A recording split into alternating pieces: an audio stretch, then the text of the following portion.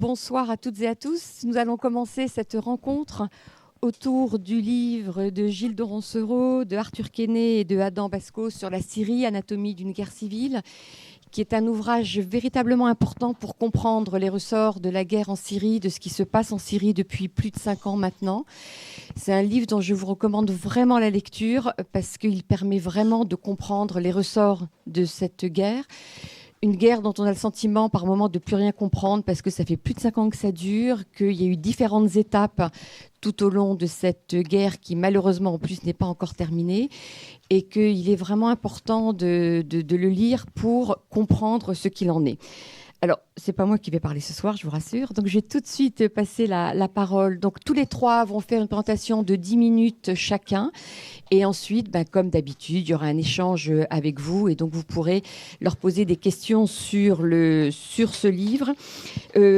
Avec une précision, je pense que Gilles va faire dès l'entrée de cette conférence, qui est de savoir comment parler, comment travailler sur un terrain comme la Syrie aujourd'hui, puisqu'il est extrêmement difficile de faire du terrain.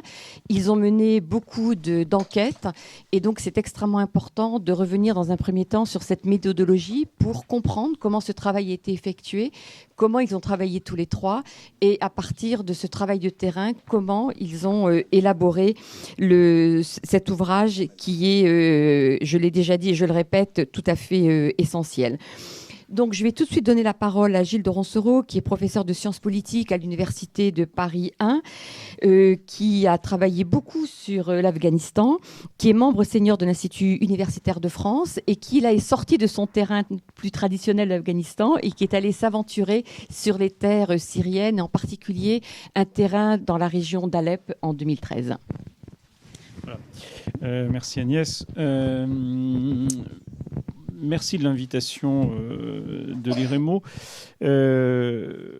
Donc je vais très rapidement vous présenter les conditions d'enquête et ensuite je passerai la parole d'abord à Arthur et ensuite Adam terminera. Donc le livre est basé en fait sur 2 terrains qui ont eu lieu en décembre, janvier 12-13. Et ensuite, à l'été, en août 13. Hein, donc, c'est les 2 terrains qu'on a fait. On avait prévu des terrains plus longs, notamment à l'été 13. Et on avait prévu de faire d'autres terrains. Mais bon, pour des raisons de sécurité, on était obligé d'arrêter notre terrain plus tôt que prévu en août 13. Et on a été ensuite obligé, à cause de l'État islamique, en fait, de travailler à partir de la Syrie, de l'Irak aussi, puisqu'on a fait des entretiens avec des gens qui venaient des zones de l'État islamique en janvier du coup 14. Donc on a été obligé de changer un peu notre façon de travailler. Voilà. Donc, quelle a été notre façon de travailler concrètement ? Vous avez 2 temps assez distincts. Vous avez tout le travail de bibliothèque. Il se trouve qu'il y a beaucoup de très très bons chercheurs français qui ont travaillé sur la Syrie. Alors pas uniquement français, mais il y a une école française, Picard, Pierret, sans remonter aux années 80 aussi. Sera bon. Donc on a évidemment cherché à utiliser toutes ces ressources et ça apparaît dans le livre, dans le premier chapitre, mais ça apparaît aussi dans l'ensemble du livre. En fait, ça a guidé très largement notre travail d'hypothèse. Et puis il y a une deuxième chose qui est plus directement liée au terrain, qui sont les entretiens. Alors on a fait 250 entretiens environ, formels. Beaucoup de discussions informelles aussi, et on en a utilisé 161, enfin si... il faudra vérifier dans le livre, puisqu'ils sont tous en annexe, mais je crois que c'est 161, effectivement codés, anonymisés, pour des raisons que je n'ai pas besoin de vous expliquer, et utilisés directement dans le livre. Voilà, donc ça c'est un peu le matériau empirique de base. Ensuite, les entretiens sont qu'un des aspects du travail de terrain, bien sûr. Beaucoup d'observations. Il ne s'agit pas tellement, quand vous êtes avec un groupe armé, de leur demander leur niveau d'organisation. Enfin, c'est des choses qui se voient quand on est avec eux. On peut aller sur la ligne de front avec eux, on peut les regarder faire, interagir. Le niveau de radicalité idéologique éventuellement aussi, c'est des choses qui se voient. Donc la parole, c'est qu'un des aspects de ce qu'on fait. Il y a aussi beaucoup d'observations et beaucoup de discussions totalement informelles avec quelqu'un qui vous accueille pour la nuit. Bon, voilà. Alors, évidemment, le terrain a été modifié. D'ailleurs, c'est en soi un enseignement entre l'hiver 12, qui était un terrain très inconfortable pour des raisons matérielles, mais qui était un terrain relativement sûr, en dehors des bombardements, où les gens s'exprimaient de manière absolument libre. Et puis déjà l'été 13, où on voit que l'État islamique commence à devenir un acteur important, qu'il y a des problèmes de sécurité, que les gens peuvent être réticents à parler de l'État islamique. On a vu tout le basculement, finalement, en 6 mois qu'il y a pu y avoir. Donc, voilà un peu pour les conditions d'enquête. Maintenant, aucun de nous trois, même si Arthur notamment connaissait la Syrie avant la guerre, aucun de nous trois n'est spécialiste de la Syrie. Nous, notre programme, en fait, fait partie d'un programme plus large, notre travail plutôt fait partie d'un programme plus large, qui est un problème sur les guerres civiles. Donc, en fait, nous sommes arrivés en Syrie avec des expériences. Alors, Arthur, plutôt des expériences irakiennes et libyennes. Adam, plutôt l'Afghanistan, Congo. Et moi, j'ai beaucoup travaillé sur l'Afghanistan. Un peu aussi sur la question kurde. Et donc, on est venu sur ce terrain syrien avec l'idée non pas que la Syrie était exceptionnelle, mais que la Syrie, au contraire, pouvait se comparer, s'interpréter par rapport à d'autres situations un peu semblables. Et de ce point de vue-là, la façon de comprendre la Syrie, pour nous, ça a été toujours un point de référence comparatif. Par exemple, la fragmentation militaire plus que politique initiale ne conduit pas à des affrontements entre groupes armés, ce qui pour nous est une question intéressante parce que si vous prenez l'Afghanistan, il y a des points de comparaison à faire, de différence d'ailleurs plutôt à faire, ou le cas libyen. Donc c'est à partir de ces questions générales qu'on a essayé de comprendre la Syrie. La question de l'évolution du capital social dont on parlera tout à l'heure, c'est des questions qui se retrouvent sur d'autres terrains. Donc voilà, on a voulu désenclaver, pas partir de l'idée que la Syrie était exceptionnelle, mais au contraire qu'il y avait des contraintes générales, les réfugiés et autres, qui étaient des contraintes globales. Alors, un point que je vais développer maintenant, c'est à peu près ce que je voulais dire en introduction, un point que je vais développer maintenant, peut-être plus, il me reste du temps, mais je crois que oui, il me reste encore 5 minutes, c'est la question initiale, qui était un peu le puzzle de départ, qui était pourquoi est-ce que les gens sont descendus manifester dans les rues en Syrie en 2011. Et c'est une question qui est véritablement fascinante parce que vous n'avez pas de réponse évidente dans la littérature sociologique, en fait. Si vous pensez que les gens sont rationnels, on peut se demander en quoi c'est rationnel de descendre dans la rue quand le régime syrien a posté des snipers sur les toits ou quand vous êtes attaqué. Éventuellement, on l'a vu dans un entretien à coups de sabre quand vous manifestez. Bon, quelle est la rationalité d'un individu qui descend dans la rue ? Autre élément d'étonnement, c'est la question de l'indignation, du choc moral qui aurait provoqué ces manifestations, et notamment l'incident de Deraa, donc, où quelques adolescents ont été tagués des murs, ce qui n'est pas bien, mais avaient été sévèrement torturés, ce qui est franchement scandaleux. Et donc, il y a toute une interprétation de la révolution syrienne comme ayant été déclenchée par ces événements. Or, si on regarde un peu plus près, on se rend compte que ce n'est pas tout à fait vrai. Il y a déjà des débuts de protestation avant, et surtout que Deraa, en fait, n'a de sens que dans des mobilisations beaucoup plus larges. Alors, en fait, il y a 2 ou 3 choses qui nous ont frappés. Premièrement, l'absence de mobilisateurs.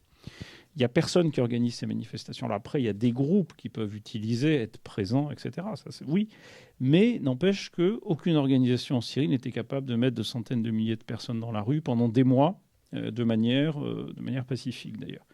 Donc là, on a quelque chose de tout à fait intéressant. Ce n'est pas quelque chose d'organisé, ça se rapproche plutôt de ce qu'on a pu voir même en Allemagne de l'Est ou en Iran en 78-79 ou même en Afghanistan 78-79. Donc on a un modèle particulier de mobilisation, un modèle assez spontané par la base. Ça, c'est quelque chose qui est proprement fascinant et tous les récits convergent. Là, franchement, on a fait des dizaines et des dizaines d'entretiens, c'est toujours la même chose. Les sources parallèles qu'on a pu mobiliser, les témoins éventuellement, parce que certains chercheurs étaient encore présents à Alep assez tard. Tout le monde va dans le même sens. Bon, donc là, on a quelque chose qui est un premier élément. On peut probablement le mettre en rapport avec deux choses. D'une part, l'impossibilité en Syrie d'avoir des manifestations organisées parce que, évidemment, tous les mobilisateurs potentiels étaient surveillés par la police, arrêtés, mis en prison, torturés, le régime syrien, quoi. Donc ça, c'est un premier élément de réponse. Si vous manifestez en Syrie, vous le manifestez de façon non organisée parce que toute organisation suppose en fait la répression immédiate. Et il y a un deuxième élément qui nous a paru central, qui est la transformation des perceptions de la population syrienne en raison des printemps arabes. C'est-à-dire que la révolution est possible quand elle devient pensable. Et il est clair que beaucoup d'observateurs, parfois d'ailleurs très astucieux, très brillants de la société syrienne, décrivaient une société totalement dépolitisée, démobilisée avant 2011. Or, ce qu'on voit en 2011, c'est que dès qu'il y a une fenêtre d'opportunité, les gens descendent dans la rue, ils n'hésitent pas à protester, ils prennent des risques. Donc là, on voit que il y a véritablement une question de perception. Et il y a un entretien de Bachar dans... j'ai oublié, c'est dans le New York Times, non, c'est dans le Financial Times, Wall Street Journal, je ne sais plus, où Bachar, justement, tente de modifier les perceptions. Et il dit, attention, la Syrie n'est pas, d'ailleurs il a raison, n'est pas comme l'Égypte ou la Tunisie, et s'il y a une rébellion en Syrie, elle sera matée par la violence et il n'y aura pas de décomposition du régime. Et on voit que dans les deux camps, quelque part, tout le monde est conscient que la question de la perception est centrale. Que si les gens pensent que c'est possible, ils vont le faire. Et évidemment, c'est une prophétie autoréalisatrice de ce point de vue-là. Donc, tous nos entretiens nous ont amenés à mettre ça en avant. Et il y a un dernier élément, peut-être, de la discussion sur ces mobilisations, c'est l'aspect délibératif, ce qu'on a appelé délibératif dans le livre, c'est-à-dire l'importance des petits groupes, non pas de militants, parce qu'ils n'étaient pas militants, mais de protestataires, de gens qui participaient aux manifestations et qui ont délibéré, parlé. C'est un processus révolutionnaire assez classique. Tout le monde parle beaucoup, s'exprime beaucoup. Il y a une volonté d'exprimer aussi, peut-être parce qu'il y a eu beaucoup de censure pendant des décennies. Et dans ces petits groupes de réflexion, puis ensuite sur Internet, Facebook, etc., c'est le projet révolutionnaire qui se construit. Donc il n'y a pas de projet avant, il y a un projet dans la manifestation, dans la mobilisation. C'est là que les gens, initialement, optent pour une stratégie non violente, pour des revendications qui ne sont pas des revendications socio-économiques. Ils refusent même explicitement les revendications socio-économiques, mais plutôt des revendications d'ordre politique, quasi philosophique en un sens. C'est une lutte pour la reconnaissance, une lutte pour être reconnu en tant que citoyen, pour avoir des droits, et tout ça de manière très inclusive, puisque il n'y a pas non plus de communautarisme. C'est pas, et là on se différencie assez nettement d'autres interprétations. Il n'y a pas au départ une structuration de ce type-là. Dans les manifs, on voit des alaouites, des chrétiens, on voit un peu n'importe qui, des bourgeois, des prolétaires. Alors il y a un effet d'optique sur lequel on pourra revenir. C'est que les manifestations, pour différentes raisons pratiques, ont lieu plutôt dans des quartiers, souvent des quartiers pauvres, populaires, c'est-à-dire moins contrôlés par la police en pratique, où les rues sont étroites, par exemple, ce qui est important quand vous devez courir, et que vous avez des flics qui courent derrière vous. Et puis, d'autre part, on a effectivement une majorité de sunnites dans les manifestations d'Arabes, parce que simplement, ils sont un petit peu majoritaires en Syrie. Donc là, on a des effets qui ont pu conduire à une interprétation communautaire qui, encore une fois, d'après tout ce qu'on a eu comme entretien, puis d'après les sources aussi plus générales, n'est pas le fondement de la protestation. Alors, maintenant, je vais passer la parole à Arthur, qui va plutôt parler de l'institutionnalisation initiale et de la fragmentation. Bonsoir. Donc moi, je vais revenir sur deux points qui sont la territorialisation de la révolution avec le passage à l'insurrection armée face à la répression du régime, et donc construction des institutions, etc. Et le second point qui est donc le passage, comment s'effectue la fragmentation de ces zones révolutionnaires qu'on voit émerger en Syrie fin 2011 et début 2012. Donc premièrement, la territorialisation se pose en fait quand la répression du régime devient beaucoup trop poussée, beaucoup trop insupportable pour les faibles réseaux de l'insurrection. C'est-à-dire que c'était ce qu'on appelle les petits réseaux de quartier, de solidarité, les réseaux issus des manifestations qui étaient donc complètement clandestins.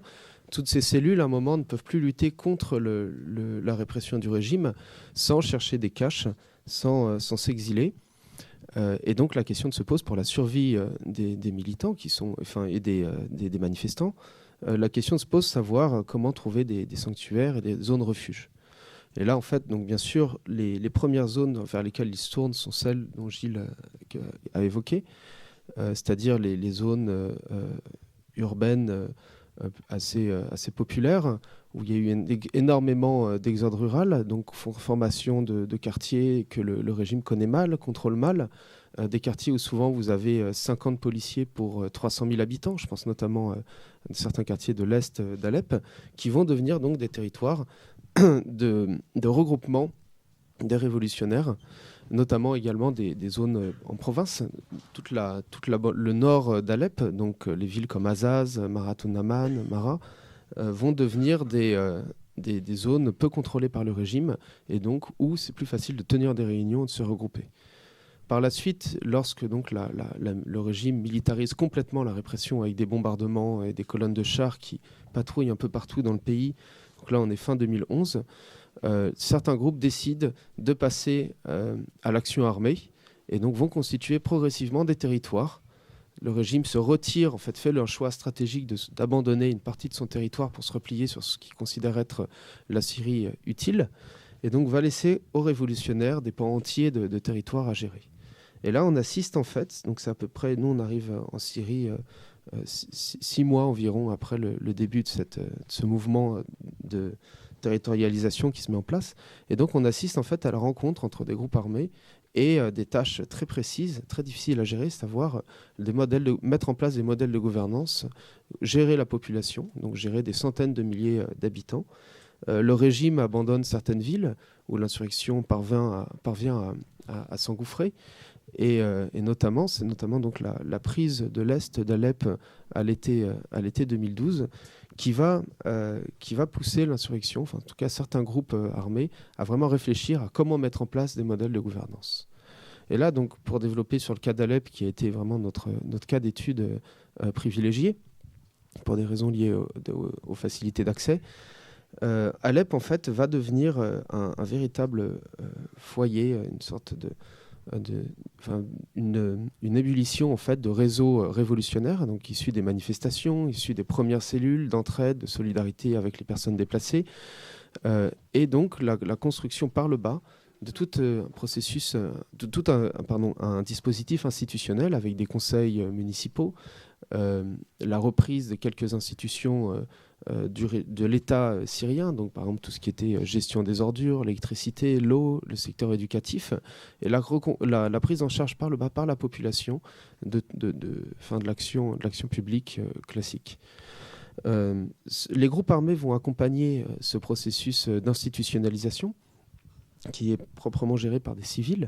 Les groupes armés l'accompagnent parce qu'ils cherchent très rapidement à se décharger de la gestion des problèmes civils pour se concentrer sur les combats. Et là, on assiste à quelque chose de très important dans la révolution syrienne, c'est qu'il y a très peu de combats, très peu d'affrontements, voire quasiment pas, entre les groupes armés qui combattent le régime.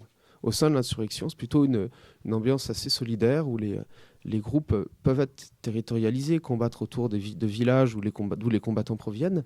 Cependant, ils ne cherchent pas à se faire la guerre les uns envers les autres. L'ennemi principal reste le régime. Et donc, le processus d'institutionnalisation va donner lieu à la création de tribunaux qui vont devenir extrêmement importants dans tout le processus révolutionnaire. Jusqu'à aujourd'hui, les tribunaux sont fondamentaux dans les zones tenues par l'insurrection.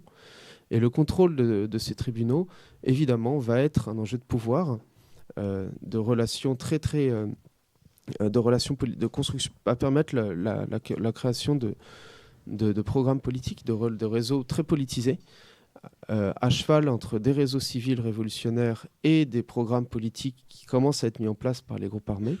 Et donc on assiste, et donc on a passé beaucoup de temps dans ces différents tribunaux à essayer de comprendre comment se construisait justement ce débat politique interne à l'insurrection syrienne, savoir comment gérer des affaires domestiques, mais aussi des problèmes de vol, des problèmes très urbains de délinquance, et également la gestion proprement territoriale, à savoir le foncier, l'accès à l'habitat pour les réfugiés, etc., pour les déplacés.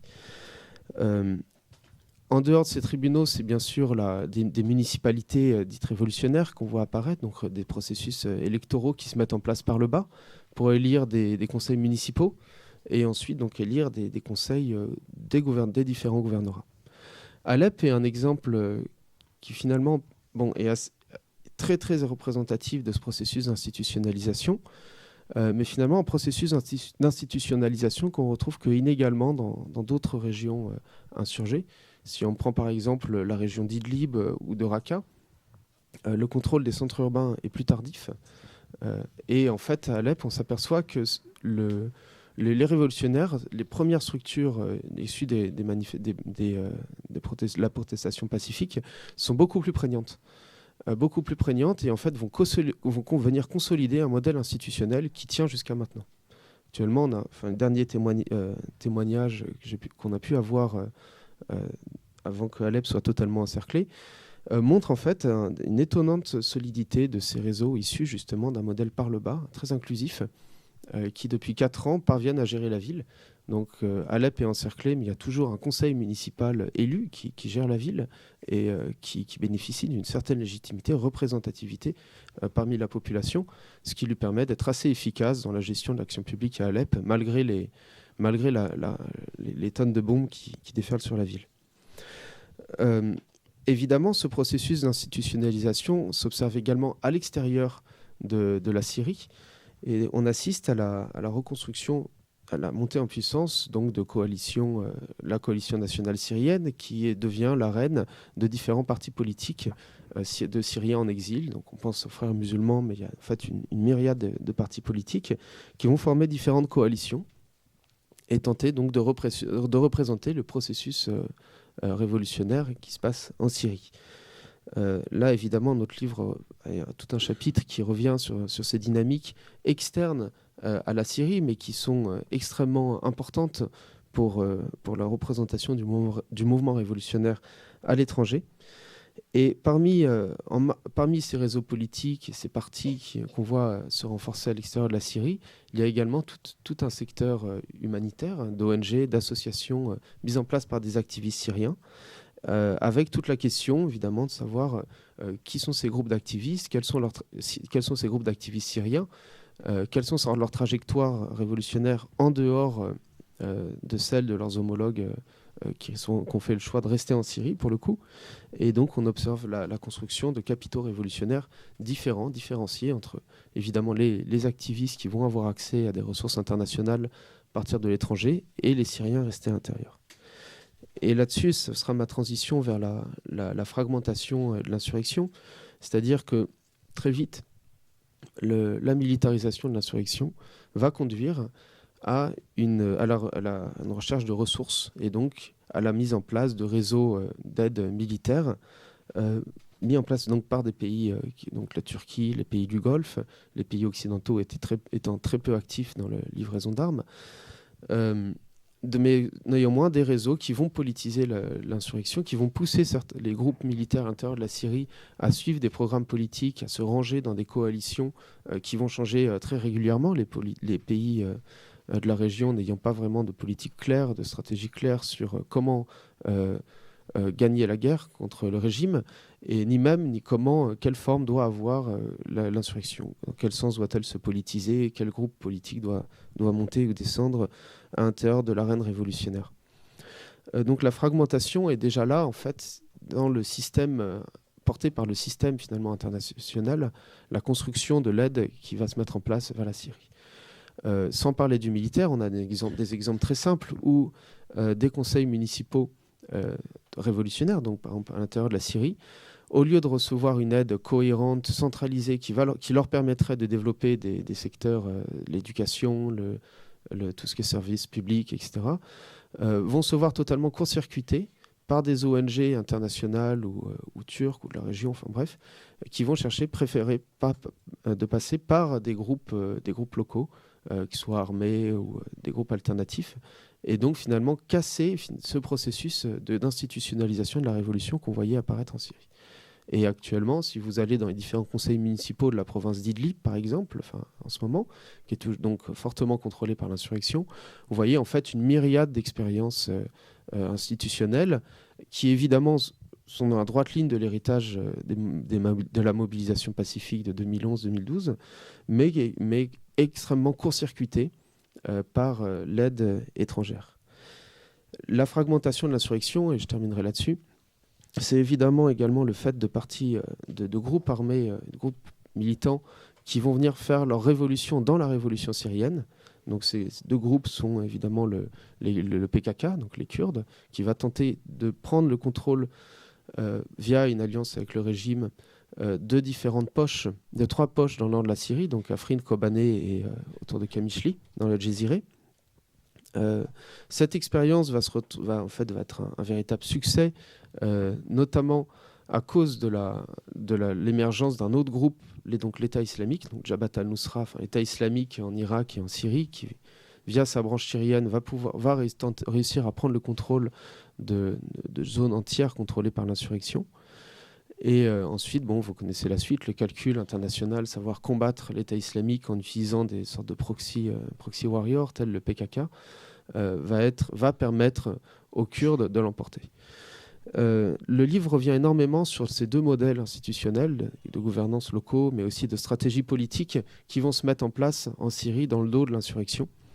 À savoir que le modèle mis en place par le PKK via le PID, le YPG et tout son modèle d'institutions inclusives qu'il développe dans les zones kurdes, en fait, est un modèle absolument pas représentatif de la population kurde. Et ça, le livre a fait une enquête, on a fait une vraie enquête très minutieuse là-dessus pour essayer de comprendre comment la stratégie du PKK se déployait en Syrie. On pourra revenir là-dessus dans la discussion, mais en fait, on montre un modèle très, très étranger en fait, à tout le processus d'institutionnalisation qu'on avait vu apparaître dans ces zones. Juste un exemple, donc on a fait passer pas mal de temps à Kobané, donc jusqu'en 2013, donc c'était bien avant que Kobané devienne cette ville martyre, qui a fait malheureusement sa célébrité.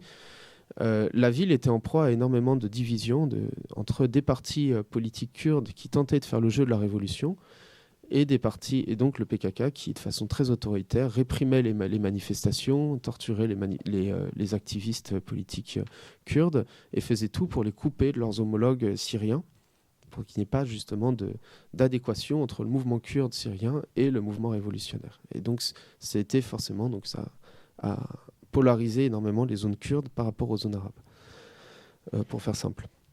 Deuxième mouvement est donc celui de l'État islamique, qui lui met en place un système, une stratégie totalement en coupure totale avec le système international, qui est donc n'accepter aucun allié, de faire la guerre contre tout le monde, qui est en fait une stratégie extrêmement rationnelle, c'est-à-dire que l'État islamique, dans sa propre rationalité, et cette volonté de coupure par rapport au reste de la communauté internationale, par rapport aux autres groupes, lui permet de mieux contrôler ses propres militants.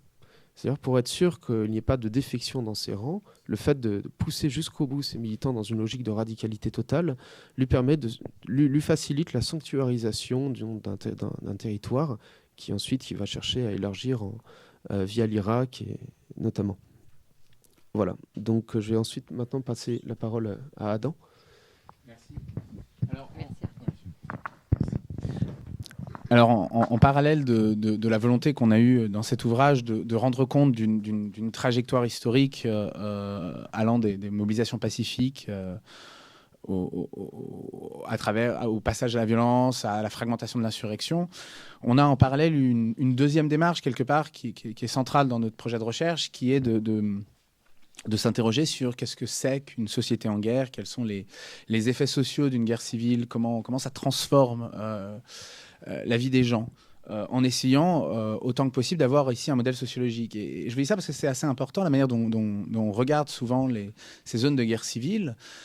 C'est des zones de chaos. C'est cette description de zones où on a un vide institutionnel, on a une incapacité de décrire ce que font les gens, au point où on est souvent tiraillé entre des récits centrés sur la radicalité de l'ensemble de la population, une radicalité qui serait donc intrinsèque, on a du mal à décrire les cas de non-radicalité, ou à l'inverse, et souvent on passe parfois même de l'un à l'autre, de la passivité absolue.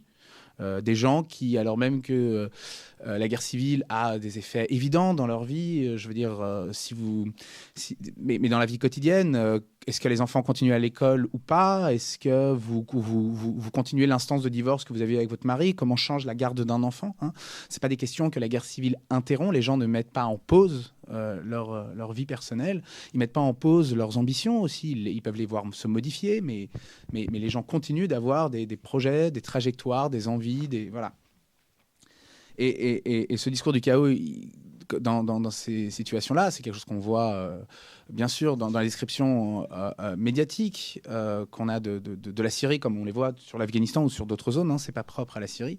Mais c'est aussi quelque chose qui est un objet assez difficile pour les universitaires à s'emparer, puisqu'on a souvent eu du mal à produire des réflexions sociologiques sur la guerre civile. Il y en a, heureusement, et on a pu s'appuyer là-dessus pour avancer nos réflexions. Mais c'est quelque chose d'assez difficile c'est un des objets les plus difficiles, c'est un des objets limites, hein, du travail universitaire. Et c'est aussi un objet souvent difficile à penser pour les gens à l'intérieur. C'est-à-dire que le discours du chaos, ce n'est pas simplement des discours venus de l'extérieur, c'est aussi des discours que nous, on entend dans nos entretiens, c'est aussi des discours que les Syriens ont sur la Syrie, alors même qu'ils reconnaîtront en parallèle le bouillonnement social que produit une guerre civile. Et donc, la question qu'on avait, quelque part, c'est comment une guerre civile qui est aussi une révolution, et donc une transformation sociale fondamentale pour une population, hein, et comment une division du territoire entre 4 acteurs, puisque quand on est là en 2012-2013, on a déjà 3 territoires. Hein, il y a déjà une territorialisation en 3 avec le PKK, sa branche syrienne du PYD, l'insurrection et le régime. Et puis, quand on revient... après notre second terrain, en 2014, on aboutit à 4 zones avec une zone de l'État islamique avec des effets sociaux extrêmement prégnants, hein. Si vous voulez, la question donc qu'on se pose, c'est comment des gouvernements différents de ces populations-là, puisque ces 4 zones, c'est aussi 4 manières de gouverner, c'est 4 systèmes institutionnels, c'est 4 manières de régler les problèmes judiciaires, c'est 4 projets sociaux, hein, c'est une évidence qu'entre le projet quasiment d'homme nouveau de l'État islamique, le projet que la branche syrienne du PKK, le PYD porte, le projet que l'insurrection porte collectivement, puisque c'est un projet plus compliqué par la décentralisation pendant très longtemps de cette insurrection, ou celui du régime, on a des différences. Alors, on l'aborde dans le livre à travers 3 questions, ces effets sociaux, hein. La question de la sociabilité, quelque part, le carnet d'adresses, les positions sociales des gens, voilà, ça c'est la première. La deuxième, c'est dans la construction de systèmes économiques différents, hein. Il y a 4 économies en 2014-2015 en Syrie qui fonctionnent différemment. Et enfin, de régime identitaire. C'est plus la même chose d'être, que vous soyez kurde, arabe, alaouite, à Raqqa sous l'État islamique, à Afrin sous le PYD, à Alep-Est avec l'insurrection, ou à Latakia sous le contrôle du régime. Voilà. Alors, je vais les faire l'un après l'autre. Il y a évidemment un effet de diminution, un des effets très prégnants de diminution du capital social des gens, de leur sociabilité liée à la guerre civile. C'est une évidence qu'on étudie beaucoup dans les camps de réfugiés, mais c'est quelque chose qu'il faut aussi savoir décrire dans des zones comme tous ces gens qui vont en fait non pas faire le choix de partir, mais faire le choix de rester, et qui subissent aussi une vraie pression, enfin une vraie difficulté à maintenir leur sociabilité, à maintenir leur position sociale. Pensez, on donne l'exemple d'un professeur d'anglais qui, en tant que professeur d'anglais, avait un certain prestige, qui avait réussi à avoir un appartement à Alep, une maison secondaire dans la campagne d'Azaz, une autre maison à Azaz, qui avait réussi à construire un certain prestige, et qui se trouve à avoir beaucoup de difficultés pour plein de raisons à maintenir son statut social. Le froid, l'absence de chauffage, l'incapacité de chauffer un appartement, c'est aussi l'incapacité d'inviter. Les bombardements, c'est une difficulté des gens à sortir de chez eux. Le fait que les communications par téléphone, les antennes, le régime coupant les antennes dans les zones de l'insurrection, ça a des effets de sociabilité immédiate. C'est la difficulté à sortir de chez soi, à continuer de maintenir des liens avec les gens, mais aussi les effets parce que si la sociabilité de certains diminue, certains autres, beaucoup moins nombreux, vont voir leur sociabilité exploser. Et c'est une question qu'on étudie, parce que c'est une question qui demande une précision sociologique très importante, principalement dans les zones de l'insurrection où on a pu faire le plus d'observations. Vous allez voir, en même temps que la sociabilité générale, que le capital social de la plupart des gens diminue, certains groupes, voire au contraire, leur capital social exploser. Et c'est tous ces gens qui se sont engagés de la manière la plus forte, soit dans les manifestations pacifiques et qui vont faire le passage par les Tanzikiat, par ces groupes de coordination jusqu'aux institutions civiles, mais c'est aussi les gens qui vont s'engager dans la lutte armée et qui, en s'engageant dans la lutte armée, vont en tirer un certain prestige, une capacité à se faire un véritable carnet d'adresses. Et ce professeur d'anglais, de ce point de vue-là, est très intéressant parce que l'une des choses qui le faisait beaucoup souffrir dans cet entretien, c'était le fait que certains de ses élèves, qui étaient devenus chefs de section dans l'insurrection, qui étaient parfois pas ses meilleurs élèves, avaient un prestige social bien plus important que lui. Et vous imaginez, pour quelqu'un qui est un notable de ville, de voir ces effets de dépassement. Et c'est des dynamiques qu'on voit assez largement qui montrent justement cette dimension révolutionnaire des guerres civiles où les positions sociales préalables peuvent, si vous voulez, jouer de manière moindre. Il y a une raison centrale en Syrie à ça, c'est que les protestations pacifiques étaient anonymes. Les gens allaient protester sans leur carnet d'adresse. Les acteurs qui continuent à protester après la répression du collectif d'acteurs, ils y vont en cachant leur visage. On a un imam qui manifeste à l'attaquer, lui pareil, il cache le fait qu'il est imam, parce que sinon il sait qu'il se fera immédiatement arrêter, identifier. Et donc il ne proteste pas en tant qu'imam, il proteste en tant que personne lambda. Et donc si d'un côté, la révolution se fait avec des anonymes de cette manière-là, et que les gens, quelque part, s'engagent indépendamment de leur position sociale préalable, on va voir des endroits où les positions sociales d'avant vont continuer à jouer. Ça, c'est fascinant. On va le voir notamment dans les institutions qui se créent à Alep, dans la province d'Idlib, dans la province de Raqqa.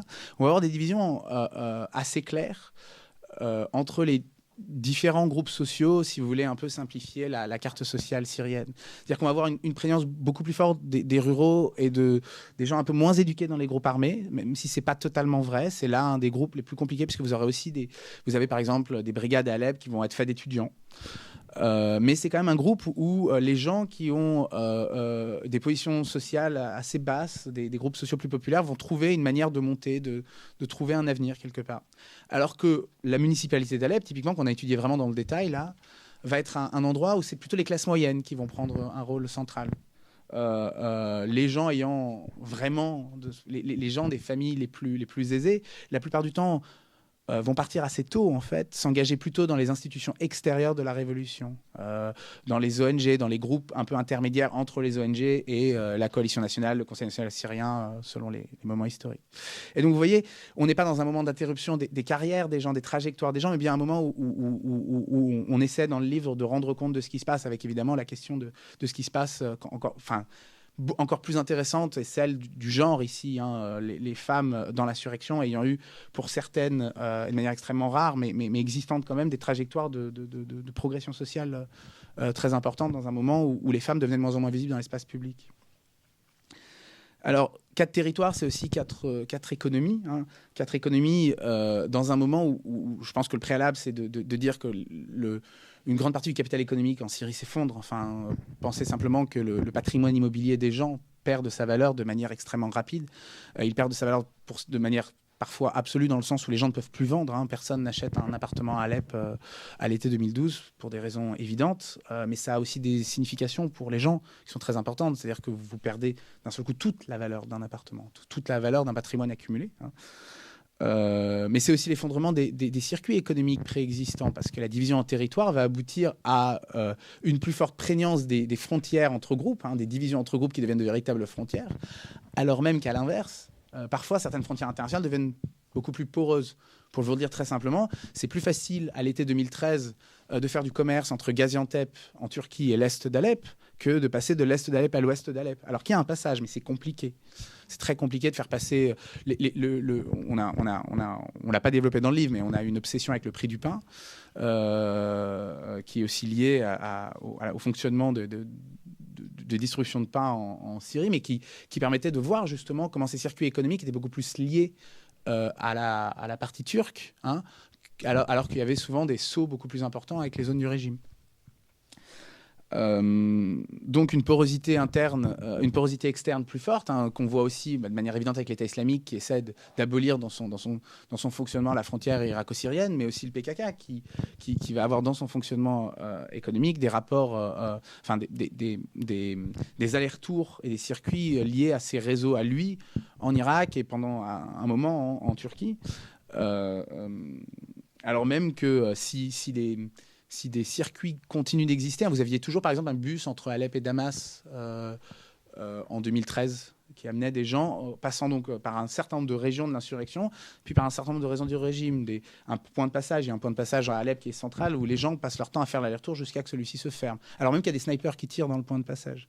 Ça n'empêche pas les gens de passer de manière régulière dedans. Mais voilà, cette frontière-là est finalement plus prégnante que le passage de la Turquie qui est quasiment libre, la Jordanie qui est plus contrôlée mais qui est faisable, ou la frontière irako-syrienne. Quatre systèmes économiques, c'est aussi quatre manières d'organiser l'économie. Et là, on voit, si vous voulez, deux grands modèles. Je vais pas les décrire plus en détail, mais je peux vous répondre dans les questions. Le PYD va, comme l'État islamique, construire un modèle en fait assez autarcique pour plein de raisons. Notamment pour le PYD, son positionnement avec la Turquie qui ferme immédiatement la frontière et le fait que les zones du PYD sont entourées par l'insurrection avec des moments de tension plus ou moins fortes. Avec en plus même si ces moments de tension il y a des moments où il y a des échanges économiques qui continuent. L'eau, par exemple, entre Azaz et Afrin est divisée. Les silos de blé étant en zone de l'insurrection, mais les Kurdes à Afrin avaient des moyens de moudre le blé. Donc il y avait des séries d'échanges autour du blé dans ces zones-là. En même temps, le modèle que va construire le PYD, c'est un modèle très autarcique de zones capables de s'autogérer dans un sentiment en plus d'être menacé à la fois du côté turc et à la fois du côté de l'insurrection.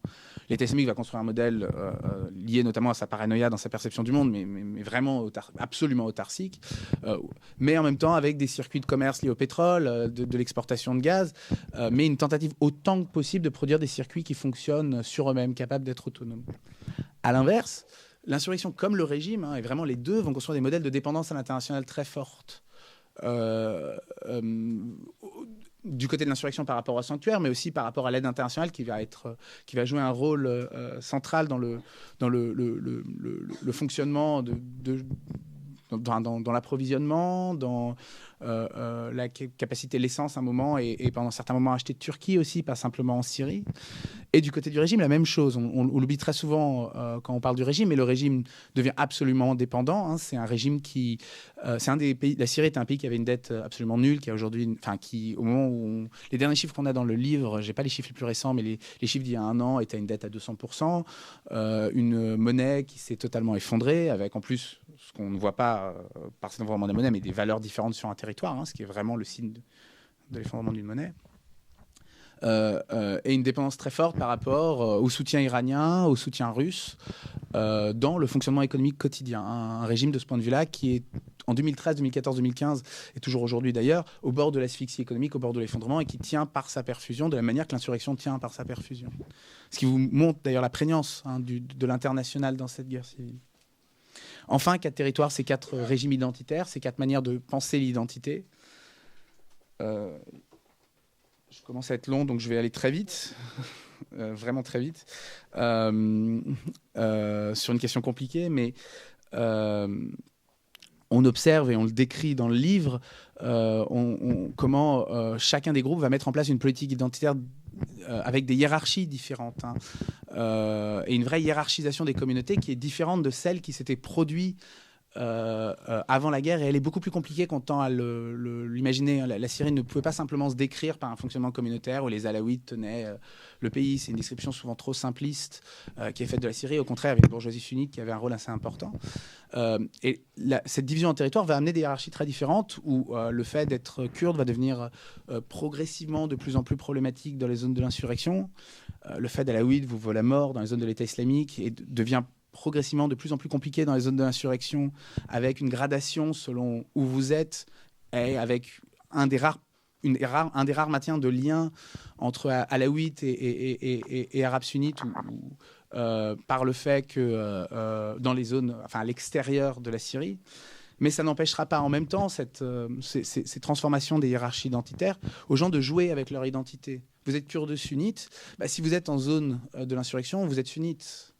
Si vous allez en zone du PYD, vous êtes kurde. Et on a vu des gens faire leurs allers-retours pour aller faire leurs examens à l'université d'Alep, expliquer au barrage moi je suis sunnite, quand ils étaient en zone de l'insurrection, alors qu'ils obtenaient leur logement à Afrin en se présentant comme kurdes.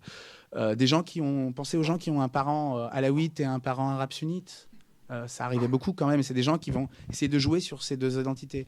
Et puis, les capacités limitées que vous avez de dissimulation, mais qui existent, de vos identités. Et il y a tout un tas de manières dont les gens vont jouer, en dépit de l'existence de ces zones, pour mettre en place des stratégies pour essayer autant que possible de pouvoir continuer à aller voir leur famille dans une zone. Quand vous avez de la famille à l'attaquer, mais que vous êtes engagé dans la révolution à Alep-Est, la difficulté, c'est comment vous faites pour aller la voir, et par cela, jouer avec votre identité, c'est un moyen. Merci.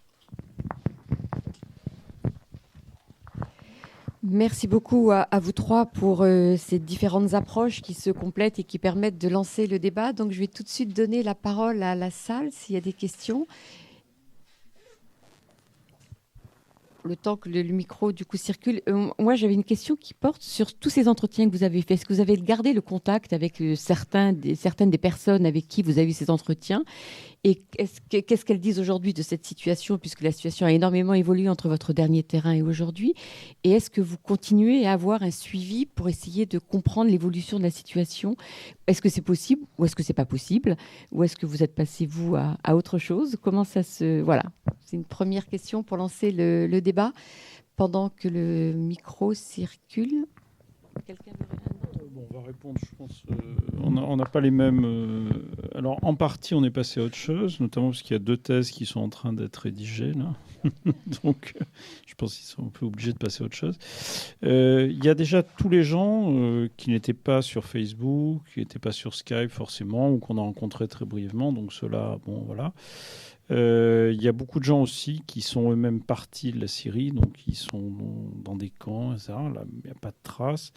Après, les gens qu'on a plus revus, je pense notamment peut-être à Arthur, c'est des gens qui étaient dans des réseaux militants, kurdes ou autres. Et là, c'est vrai que bon, il y a un peu plus de contacts. Mais sur les 160 personnes qu'on cite, oui, je pense qu'il y en a 20 ou 30 maximum desquels on peut parler, quoi. Juste un mot sur les personnes que j'ai pu continuer à voir un petit peu. C'est très parcellaire, hein, les informations qu'on a, notamment sur les gens qui sont encore à l'intérieur. Je pense qu'il est intéressant par rapport au modèle qu'on décrit dans le livre, c'est parcellisation, pardon, excusez-moi, c'est le soir, parcellisation de tout ce qui est modèle de gouvernance et institutionnel. Je pense par exemple à une Katiba qui est dans le nord d'Alep, maintenant qui s'est vraiment replié sur la zone Azaz, qui combat soit sur Azaz, soit qui fait le tour et qui va sur Idlib. Là, c'est vraiment une petite Katiba, 30-40 hommes. Le commandant n'a pas voulu développer plus, donc il faisait partie de coalitions militaires plus larges jusqu'en 2013-2014. Maintenant, il réduit son nombre d'effectifs. Pourquoi ? Parce qu'il n'a pas les moyens de tenir plus. Il sait que s'il veut avoir un groupe cohérent, il faut qu'il y ait un groupe qui tienne sur le long terme. Et donc, il a acheté des magasins, développé des réseaux économiques en Turquie. Donc il a une épicerie, un centre commercial, il vend des vêtements aussi. Enfin pas lui directement, mais des personnes qui sont liées à lui. Et ça lui permet de financer donc 30-40 hommes, de renouveler régulièrement ses effectifs. Donc c'est des gens qui suivent un modèle militaire très classique, quoi, avec des moments de repos où ils vont à l'arrière en Turquie, ils vont se baigner à Antakya, puis après ils reviennent combattre en Syrie. Mais bon, c'est plus du tout la même chose que les grandes structures militaires, institutionnelles, le gouvernorat d'Alep qui pouvait vraiment gérer l'action civile dans des tas de... Donc voilà, je crois que ce qui est marquant, c'est surtout ça. Alors.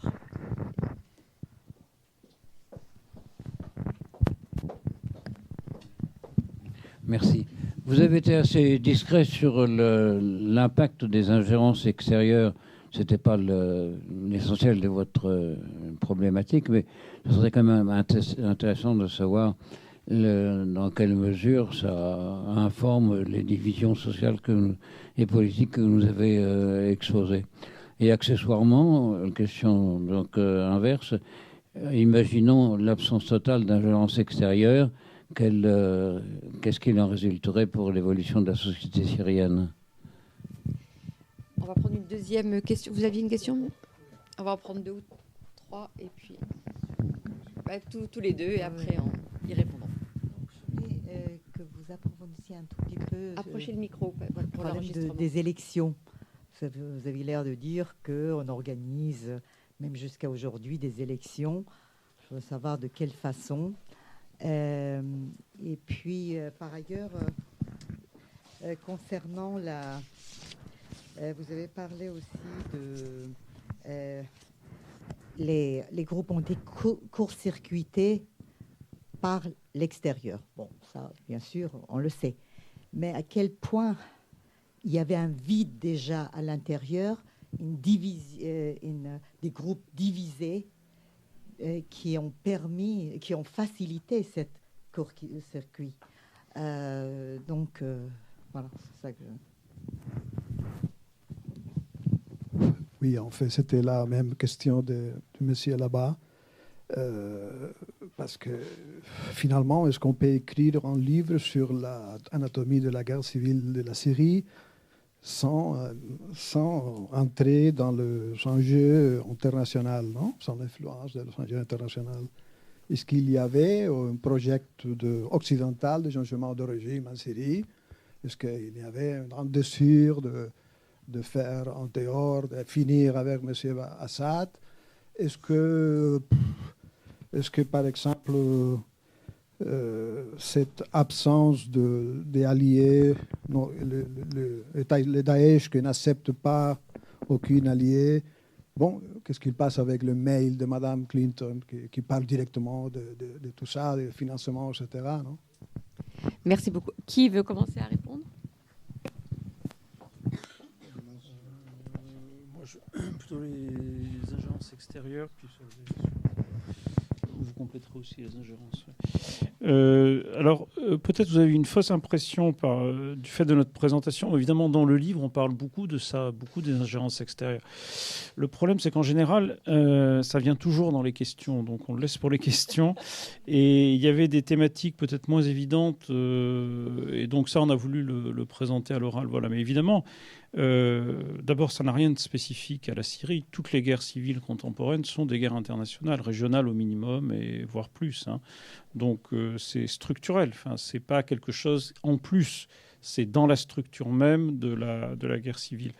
Pour le dire autrement aussi, s'il n'y avait pas eu sanctuaire turc, jordanien, alors pas vraiment libanais, mais au moins turc-jordanien, il n'y aurait simplement pas eu de guerre civile. Il y aurait eu une répression massive, mais il n'y aurait pas eu d'armes, donc il n'y aurait pas eu de vraie guerre civile. Il y aurait eu un bain de sang, hein, comme dans les années 80, il me semble. Il y a eu quelque chose un peu comme ça, avec 20, 30 000 morts. Bon. Hama. Même chose pour la Libye d'ailleurs. S'il n'y avait pas eu une aide extérieure, évidemment, Kadhafi aurait massacré, je sais pas, enfin, Arthur connaît mieux que moi, mais quoi, 100, 200, 300 000 personnes, plus. Bon, voilà. Donc, intrinsèquement, l'idée qu'on puisse isoler l'interne de l'externe, c'est pas une idée même faisable, enfin, ou alors de mon point de vue strictement analytique. Le deuxième élément, quand on parle d'ingérence extérieure, il faut voir que il y a le PKK et l'État islamique, ou même le Jabhat initialement, qui sont des ingérences extérieures. C'est des gens qui viennent d'ailleurs. Enfin, je veux dire, à ma connaissance, les Kurdes syriens ne se baladaient pas avec des portraits de Jalan à leur fenêtre. Enfin, bon, voilà. Donc, il y a fondamentalement des gens qui viennent de l'extérieur avec des projets politiques différents. Les gens du Jabhat, bon, voilà, ils ne font pas partie de la société syrienne. Donc, déjà, c'est un degré. Maintenant, je vais simplement parler de la politique américaine. Il y a une idée qui traîne, qui est que Obama, dans la continuation finalement de la politique un peu néocon, avait pour projet de renverser Bachar. Or, la réponse est clairement non. Évidemment non. D'abord, ils ont été un peu pris à contre-pied, parce que tous les analystes disaient qu'il ne se passerait rien en Syrie. Deuxièmement, rappelez-vous, dans les premiers mois... Obama, Clinton ont été extrêmement prudents. Jusqu'à l'été, finalement, 11, on est là, bon, il ne faut pas trop réprimer, faites attention, etc. Et ensuite, il y a un effet d'emballement. La France est très en pointe, et peut-être trop, d'ailleurs, après ça peut se discuter, mais en tout cas, c'est la France qui vraiment est un des 2-3 pays qui est en pointe sur il faut que Bachar parte parce que bombarder les populations civiles, etc. Et on voit très bien que la politique américaine, c'est une politique essentiellement défensive. Ils ne veulent pas y aller. Ils veulent sortir de l'Afghanistan. Ce n'est pas pour aller se mettre en Syrie. Ils veulent sortir de l'Irak aussi. Ils veulent oublier le Moyen-Orient. Et ensuite, rappelez-vous qu'à l'été 13, quand Bachar utilise des armes chimiques de façon, je pense, avérée contre sa propre population, les Américains se trouvent très embêtés parce qu'ils avaient mis un deadline. Et qu'est-ce qu'ils font? Ce qui prouve aussi que fondamentalement, ils ne veulent pas intervenir et ils ne veulent pas que Bachar tombe, c'est qu'ils mettent les Russes dans le jeu. Et aujourd'hui, l'effondrement d'Alep, l'écrasement d'Alep sous les bombes, qu'est-ce que c'est? La conséquence directe, c'est les Américains qui ont invité les Russes en Syrie. Ce n'est pas les Russes qui sont venus tout seuls. Donc, je crois, et puis on peut multiplier les exemples, le fait d'armer le PKK, ce qui pose un problème pour la diplomatie américaine, puisque le PKK est sur la liste des mouvements terroristes internationaux.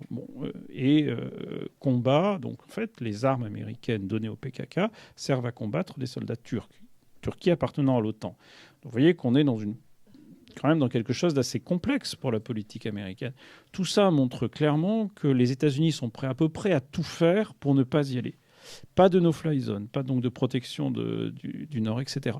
Pourquoi? Fondamentalement parce que les Américains, enfin Obama en particulier, ne veut pas s'engager au Moyen-Orient, et surtout parce que les coûts, c'est essentiellement des réfugiés, et les réfugiés, c'est pour nous. Donc, ce n'est pas pour les Américains. Les Américains ont dû prendre 10 000 réfugiés syriens. Voilà, j'étais un peu long. Qui c'est qui va intervenir sur les élections?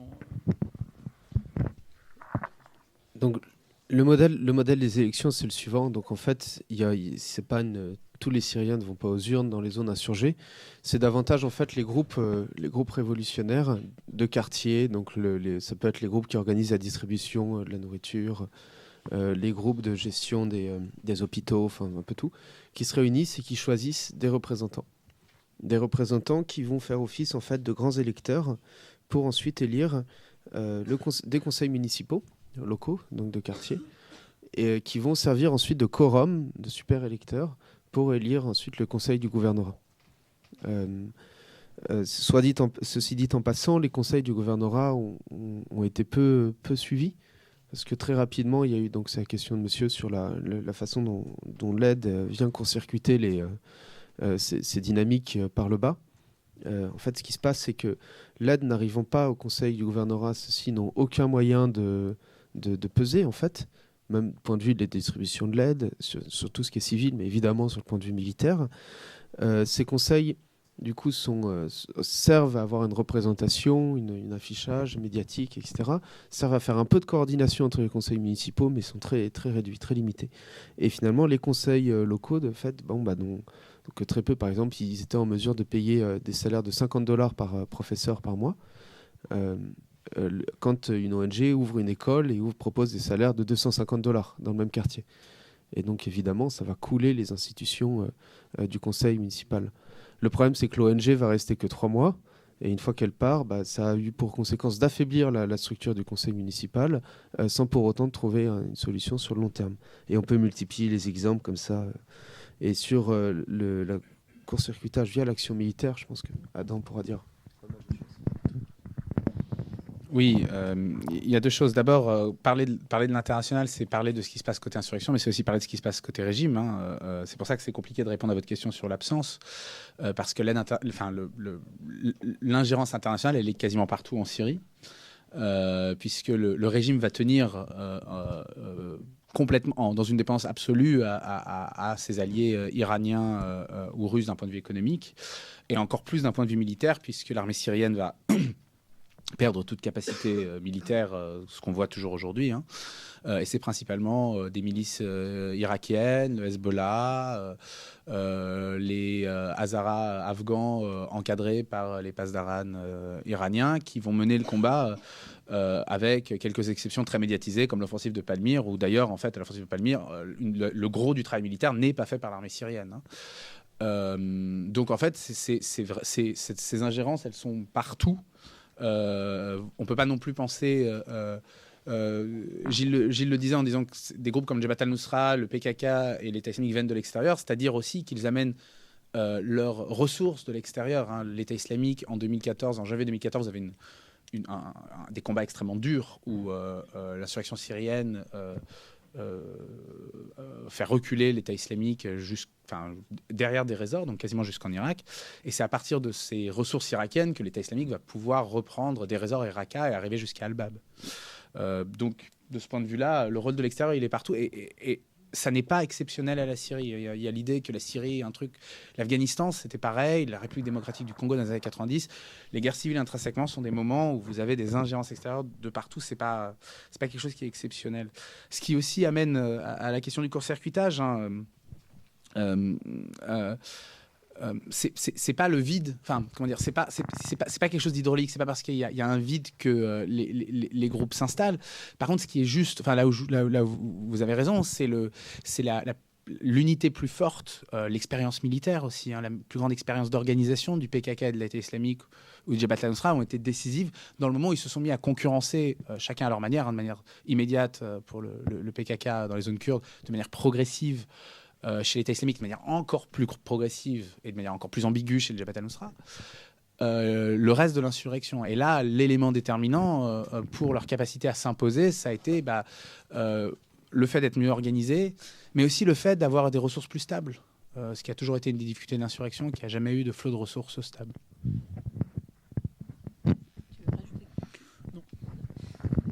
Alors, on va reprendre une série de questions, s'il y en a. Oui, oui, bien sûr, Alain.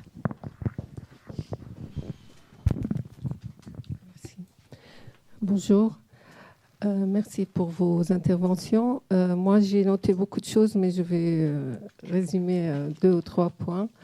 D'abord, quand vous avez commencé à parler de pourquoi manifester, vous avez parlé plus que comment manifester, et puis vous avez dit seulement qu'il y avait un manque d'un vrai mobilisateur. C'est ça? Il n'y avait pas de mobilisateur. Oui.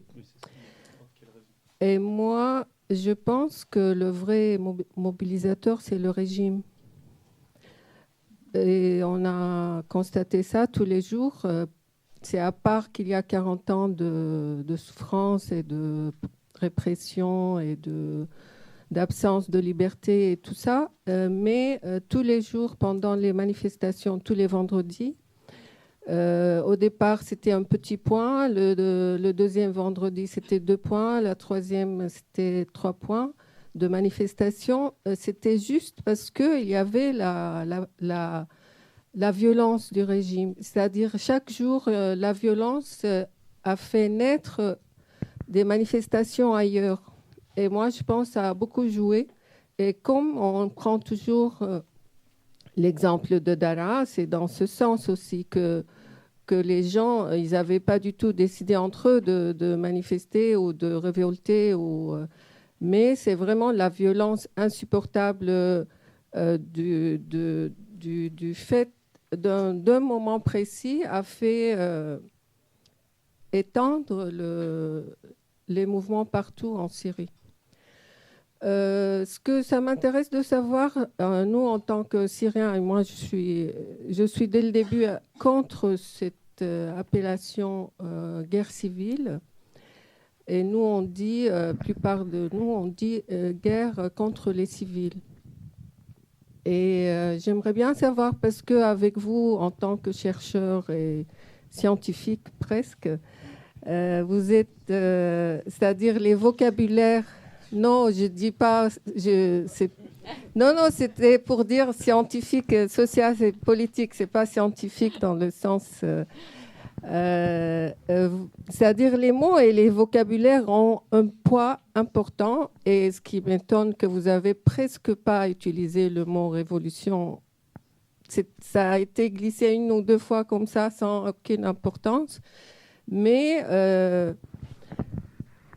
donc, j'aimerais bien savoir comment vous faites la définition de guerre civile. Parce que pour nous, pourquoi je dis, parce qu'on a beaucoup discuté ça pendant ces 6 ans. La guerre civile, pour nous, ça met en égalité tous les côtés. Comme si nous tous, on est responsables et on a les mêmes forces, on a les mêmes volontés de détruire et de faire mourir. Donc, ça m'intéresse beaucoup de savoir la définition. Et mon dernière question, c'est à propos des Kurdes, parce que c'est un sujet très problématique et très allergique maintenant entre les Syriens et les Arabes et les Kurdes. À un moment, j'ai compris, mais peut-être j'ai mal compris ou j'ai mal suivi, que les PKK, ils ont aussi eu un rôle à Alep. Arthur ? Non ? Oui, ils ont eu un rôle, ils le sont toujours. Et j'aimerais bien savoir un peu plus, c'est-à-dire ce rôle qui a commencé à Alep, parce que ce n'est pas depuis les débuts de la révolution que les Kurdes ils ont commencé à se manifester contre ou pour ou entre eux et tout ça. Est-ce qu'il y a vraiment eu une enquête réelle sur place de ce rôle qui a pris un impact très important ? Merci beaucoup. Une petite question, et parce qu'il y a déjà pas mal de matière à répondre. Allez-y. Okay. Petite question. Donc 3 questions en une, en fait, plus exactement. Je m'excuse. Qui sera d'ailleurs d'ordre beaucoup plus pratique. C'est-à-dire qu'aujourd'hui, l'actualité de la guerre en Syrie, c'est une reconquête des territoires rebelles par le régime, ou en tout cas un grignotage progressif, notamment à Alep. Donc à Alep-Est.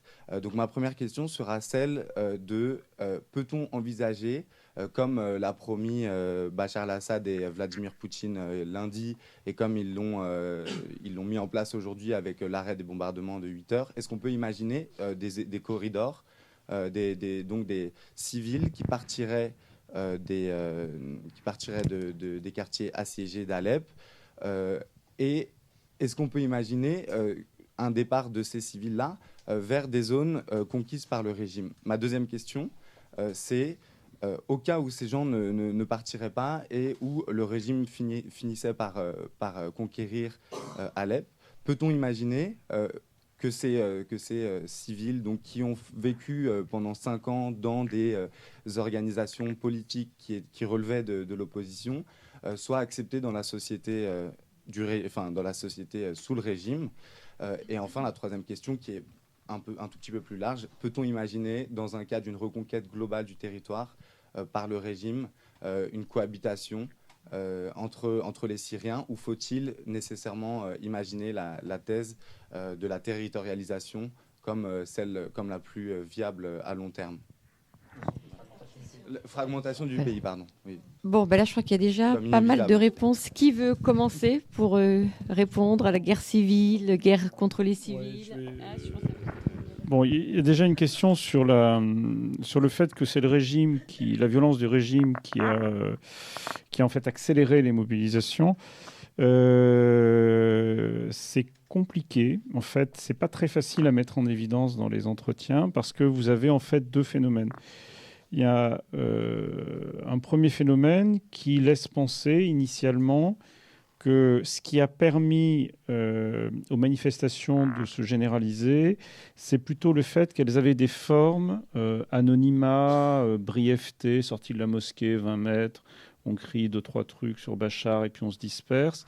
C'est plutôt ça qui, au départ, a probablement facilité l'extension de la protestation.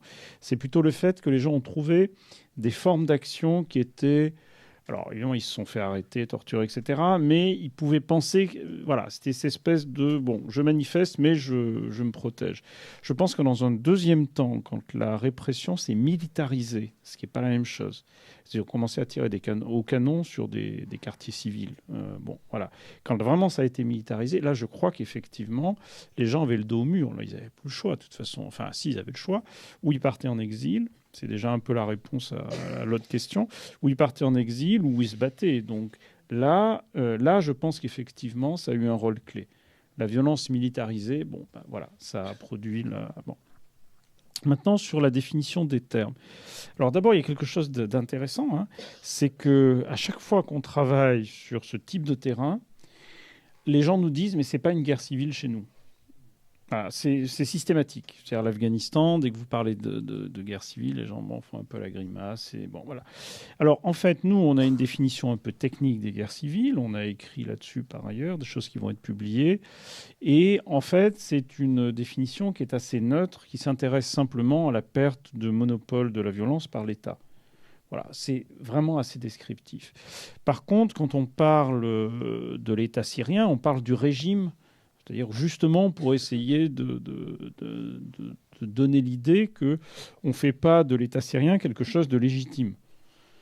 Donc voilà. Mais en même temps, pour faciliter la comparaison entre différentes situations, le Congo, la Libye, l'Afghanistan, etc., on a adopté une définition, alors peut-être pas scientifique au sens dur, mais une définition assez stricte de ce que c'est qu'une guerre civile, autour de cette perte de monopole. Voilà. Ce qui est dans la tradition d'ailleurs de beaucoup de choses qui ont été écrites. Voilà. Ceci dit, vous, en tant que Syrienne, en tant qu'éventuellement militante, etc., rien ne vous empêche de parler de révolution. Nous, c'est simplement pour des raisons vraiment techniques, quoi. Alors après, il y avait les Kurdes, donc Arthur peut-être. Adam fait avant le...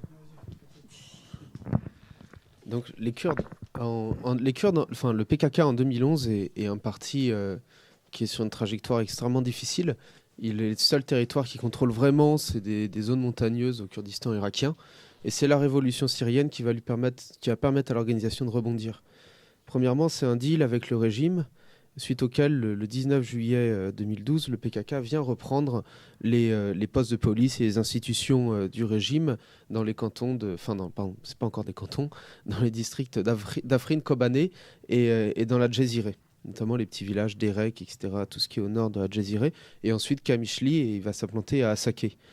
Le régime, donc...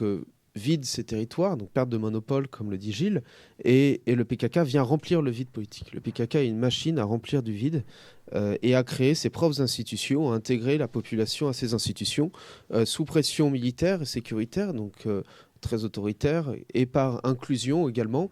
De fait, les Kurdes, à un moment, dans la nouvelle hiérarchie identitaire qui se met en place en Syrie et qu'a décrite Adam, les Kurdes n'ont plus le choix, ils sont face à l'État islamique, donc soit ils s'intègrent aux institutions du PKK, via le PID, le YPG, les Darazatiyat, les institutions inclusives, tout ce modèle institutionnel qui est déployé, soit ils s'y intègrent, soit ils partent en exil, ou alors ils se retrouvent très marginalisés dans leur propre espace, dans leur propre société.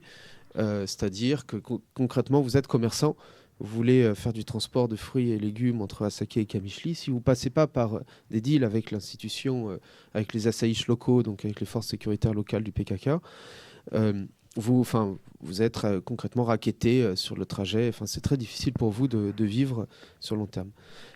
Et de fait, le PKK va provoquer la fuite de l'ensemble des classes moyennes kurdes, des régions kurdes de Syrie, qui vont partir se réfugier en Turquie essentiellement.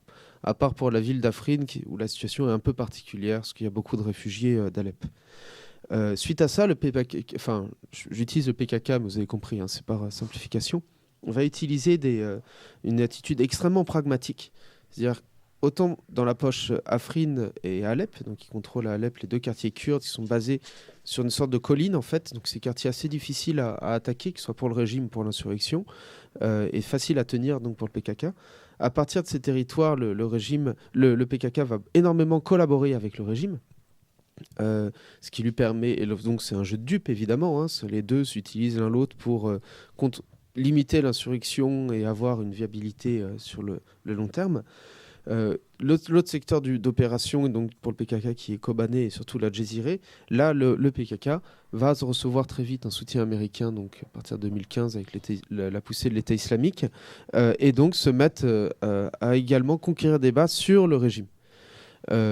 Attitude extrêmement pragmatique qui va le pousser à se mettre à dos le régime syrien. Le régime syrien qui est actuellement très peu conciliant avec les Kurdes et fait état donc dans ses déclarations une reconquête totale du territoire, ce qui inclut également donc une reconquête sur le PKK des territoires kurdes.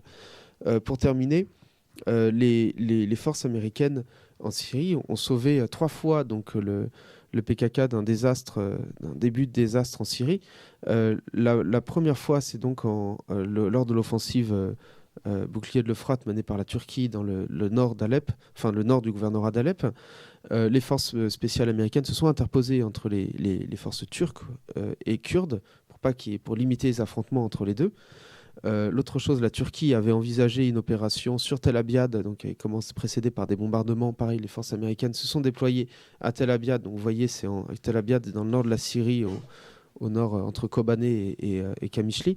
S'y sont déployés et on construit une base avec des drapeaux américains pour limiter les bombardements turcs. Et enfin, lorsque le régime a bombardé il y a un mois les positions kurdes autour de Hasakeh, suite à des conflits locaux, l'aviation américaine est venue en aide aux Kurdes pour obliger les jets du régime à atterrir et créer de facto une no-fly zone. Ce qui a permis d'ailleurs au PKK de reprendre une base à l'armée syrienne. Voilà, donc en fait, il y a une duplicité du jeu. Et ça va même plus loin si on observe l'échelle de la région, c'est-à-dire la stratégie du PKK en Turquie, la stratégie du PKK en Irak, où le parti est en train en ce moment de se redéployer énormément via le Sinjar, via Kirkuk, et il espère tirer profit également de la bataille de Mossoul, où il espère prendre le contrôle des quartiers kurdes de Mossoul, concrètement. Alep, j'en ai parlé au début, donc là c'est un autre secteur d'opération lié à Afrin et Alep, où là le PKK joue un jeu de dupes avec le régime. Voilà.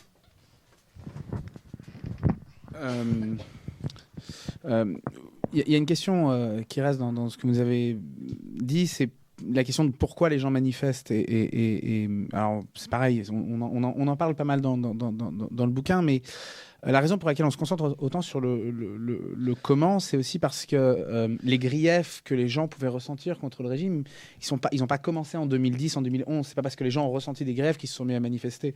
Ces griefs, ils ont existé pendant des décennies, et la question centrale, c'est si vous voulez, c'est comment les gens sont capables de transformer ou d'agir à partir de ce qu'ils peuvent ressentir. Et je crois qu'ici, l'élément déterminant qu'on montre dans le livre, c'est la manière dont Gilles a parlé succinctement, c'est-à-dire la manière dont les Syriens se sont identifiés à ce qui se passait en Égypte et en Tunisie. Et de ce point de vue-là, il faut se rendre compte que Deraa, en fait, n'est pas on peut en faire le départ officiel de la révolution syrienne, si vous voulez, mais c'est pas le départ de la mobilisation en Syrie. En fait, le 19 février, vous avez une bagarre entre un policier et un commerçant, plus exactement un policier qui tape un commerçant. Et le ministre de l'Intérieur vient expliquer aux gens que non, il ne s'est rien passé. C'est pas quelque chose d'assez fréquent en Syrie. Ça montre une émulation. Et donc, si vous voulez, la question est moins celle des motivations des gens au sens intrinsèque. Elles préexistent, elles sont compliquées, mais c'est comment les gens sont capables de sortir manifester.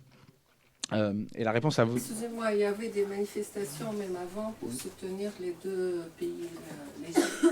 Mais il y a plein de choses. Il y a des imams qui font des prêches en parlant de Pharaon. Il faut pas être très malin pour comprendre que Pharaon, c'est Bachar el-Assad. On a plein dans nos entretiens de gens qui à un moment ou un autre, on a quelqu'un qui allait tous les jours sur la grande place d'Alep en espérant qu'il y ait quelque chose. Il y va tous les vendredis. Et ça a pris un certain temps. Finalement, en mars, il y a quelque chose. Mais il y va toutes les semaines pendant 2 mois. Et tous les gens qui remplacent sur leur télé les manifestations en Égypte, en Tunisie, à la place des matchs de foot, on discute. C'est la discussion centrale entre décembre 10 et ça continue tout au long de l'année 2011. Votre triple question. Donc, oui, les Russes ont une stratégie de corridor, enfin le régime et les Russes ont une stratégie de corridor, mais pensez de ce point de vue-là que cette stratégie est une version grande de ce qui s'est passé dans une série de villes dans le sud. C'est-à-dire, quel est l'intérêt de proposer à la population des solutions de sortie? C'est d'abord de vider la ville, d'en faire une zone de guerre où on peut tirer librement. Vider la population de la ville, c'est aussi enlever le sens qu'à Alep. Hein. La raison pour laquelle Alep est un enjeu et crée un sentiment de tragédie, c'est la population civile. Personne ne souffre pour les rebelles, quelle que soit leur affiliation politique, hein, que ce soit le Front de la Conquête ou des groupes liés anciennement affiliés à l'ASL, mais ce type de groupe, c'est pour la population civile. Donc la manière dont le régime a fonctionné sur des micro-zones, ça a été justement d'amener les gens à partir autant que possible, de les laisser partir, voire d'organiser leur départ avec des bus pour pouvoir reprendre cette zone à travers des stratégies de siège, ce qui vous montre d'ailleurs l'inefficacité militaire. Hein. Le régime a du mal à prendre les zones, il a besoin de faire des longs sièges. Le départ de ces civils ne sera sûrement pas vers les zones du régime, parce que toute personne qui s'est engagée ou même qui est restée maintenant dans les zones de l'insurrection n'a pas d'avenir politique dans les zones du régime. Je veux dire, la peur que représentent les mukhabarat, il n'y a pas de retour possible. De ce point de vue-là, il faut se rendre compte que si reconquête du régime, par le régime du territoire syrien, il y a le nombre de réfugiés qui viendra dans les pays limitrophes ou en Europe va être... Il y a 1 ou 2 millions de réfugiés en plus au minimum qui vont venir liés à si le régime reprenait toutes les zones, parce qu'il n'y a pas de possibilité de réintégration. Aucun Syrien qui s'est engagé dans l'insurrection n'aura confiance dans les institutions du régime. Ce qui amène à répondre aussi à votre dernière question. Alors, la partition, c'est un modèle, c'est ce qu'on entend sur toutes les guerres civiles, les partitions en Afghanistan. Il n'y a jamais eu de possibilité de partition en Syrie, déjà parce qu'il n'y a pas de territoire cohérent qui permette une partition, comme souvent. Il n'y a pas de partition possible aussi parce qu'on est dans une guerre où les acteurs se battent et n'ont jamais eu comme demande, à l'exception des Kurdes, et encore même les Kurdes n'ont même pas une stratégie où ils sont restés dans les zones kurdes, ils ont très vite débordé. Donc ce sont des acteurs en guerre qui se battent et il y en aura un qui survivra à un moment ou un autre. Aussi parce que le système international fait qu'on ne reconnaît pas différents acteurs. Et donc non, pas de partition. Par ailleurs, la question de la cohabitation, si vous voulez, est-ce que les gens vont pouvoir cohabiter? Je pense qu'elle ne se pose pas comme ça. Je pense que si Bachar el-Assad gagne, on aura en face de nous un régime isolé au niveau international avec des centaines de personnes dans ce régime qui sont potentiellement accusables, voire accusées de crimes de guerre à la Cour pénale internationale et donc qui ne pourront pas sortir de Syrie. Mais s'ils gagnent, ils gagnent. Et donc la question ne sera pas est-ce qu'il y a une possibilité de construire une cohabitation? Il y aura de fait des gens qui partiront et des gens qui resteront. Il y a peut-être un élément qui rend la chose encore plus complexe, c'est que pour le moment, les Américains ont décidé de sanctuariser les poches kurdes dans le nord, ce qui est la cause directe de l'intervention turque, évidemment. Et donc, on va avoir une situation complexe à gérer, parce que les Turcs partiront pas si les Kurdes ne sont pas militairement liquidés, et quelque part, ça verrouille l'ensemble de la situation, et en tout cas, tant que les Américains donnent une protection au PKK. Et ça répond en partie à votre question, parce que ça, c'est des zones sûres. C'est-à-dire que dans les zones kurdes, notamment, il y a beaucoup de réfugiés arabes aussi, sunnites. Donc là, ce qu'on voit, on est en train de voir, et là, il y a une percée de l'armée turque sur Al-Bab, hein, donc ils sont en train de descendre. Alors, ils ne descendent pas très très vite, mais enfin bon, ils sont en train de descendre. Ce qu'on est en train de voir émerger, c'est une zone de protection, finalement, qui n'est pas si différente, alors qu'elle est conçue différemment, mais concrètement, elle n'est pas si différente de ce qu'on voit en Irak. C'est-à-dire que le nord de la Syrie est en train de devenir une zone sûre. Il n'y a pas de bombardement. Enfin, il n'y a pas de vrai bombardement intense comme on peut avoir ailleurs. Ce qui veut dire qu'il se peut qu'il y ait aussi des réfugiés syriens qui viennent s'installer là. Je veux dire, de Turquie ou des gens d'autres parts ailleurs en Syrie. Et là, on risque d'avoir en fait la cristallisation. C'est-à-dire, à un moment donné, il se peut que, surtout si Clinton est élu, grâce à Dieu, il se peut qu'on ait effectivement une politique américaine qui soit de sanctuarisation du nord syrien. Voilà. Et je dirais... Attention à la perspective qu'on peut avoir tout de suite de la victoire de Bachar. On ne pourra pas parler de victoire de Bachar, on peut parler de victoire irano-russe avec le Hezbollah, c'est pas oublier le Hezbollah, mais ce sera cette victoire-là. Ce qui veut dire aussi que c'est compliqué à gérer, c'est que comment vous occupez un pays avec des forces étrangères. Voilà. Donc c'est loin d'être gagné. Enfin, je veux dire, le jeu change. Et le fait que l'État islamique soit en train d'être liquidé comme entité territoriale fait que, là aussi, qui va récupérer ces zones? Est-ce qu'il y a... Oui. Merci. Alors moi, j'ai deux interventions plutôt techniques. Je voudrais bien revenir sur le terme guerre civile. Pour parler, vous avez dit que vous avez adopté le terme guerre civile pour être neutre un peu. Alors, je veux rebondir un peu la réflexion pour aborder le terme conflit interne qui soit un peu plus neutre si on fait référence au droit international humanitaire. On parle d'un État qui fait face, ou de forces gouvernementales qui fait face à des forces dissidentes, qui est le cas aujourd'hui. Alors qu'on peut aller plus loin pour aborder le terme conflit interne internationalisé, dans lequel il y a l'implication des forces étrangères. Sauf que je ne sais pas si on parle d'une définition neutre ou concrète. Enfin, c'est juste une réflexion. Alors que vous êtes passé rapidement sur le terme la Syrie utile,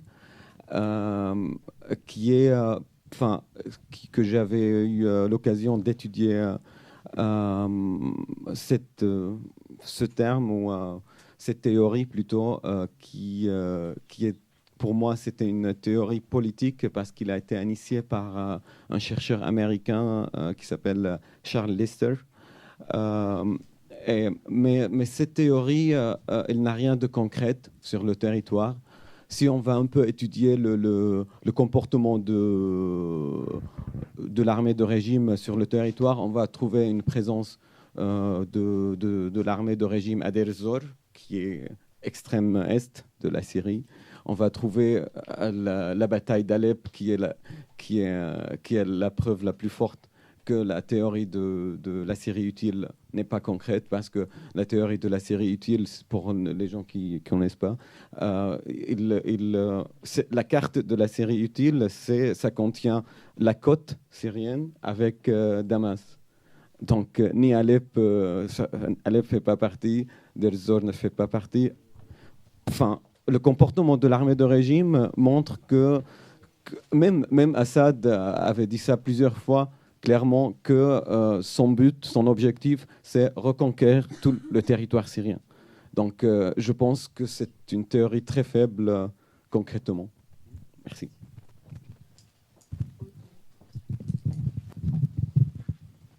Merci. Bon, déjà, je tiens à vous remercier pour ce travail de recherche que j'ai trouvé passionnant. Alors, je voulais revenir rapidement sur Bouclier de l'Euphrate, donc l'offensive turque.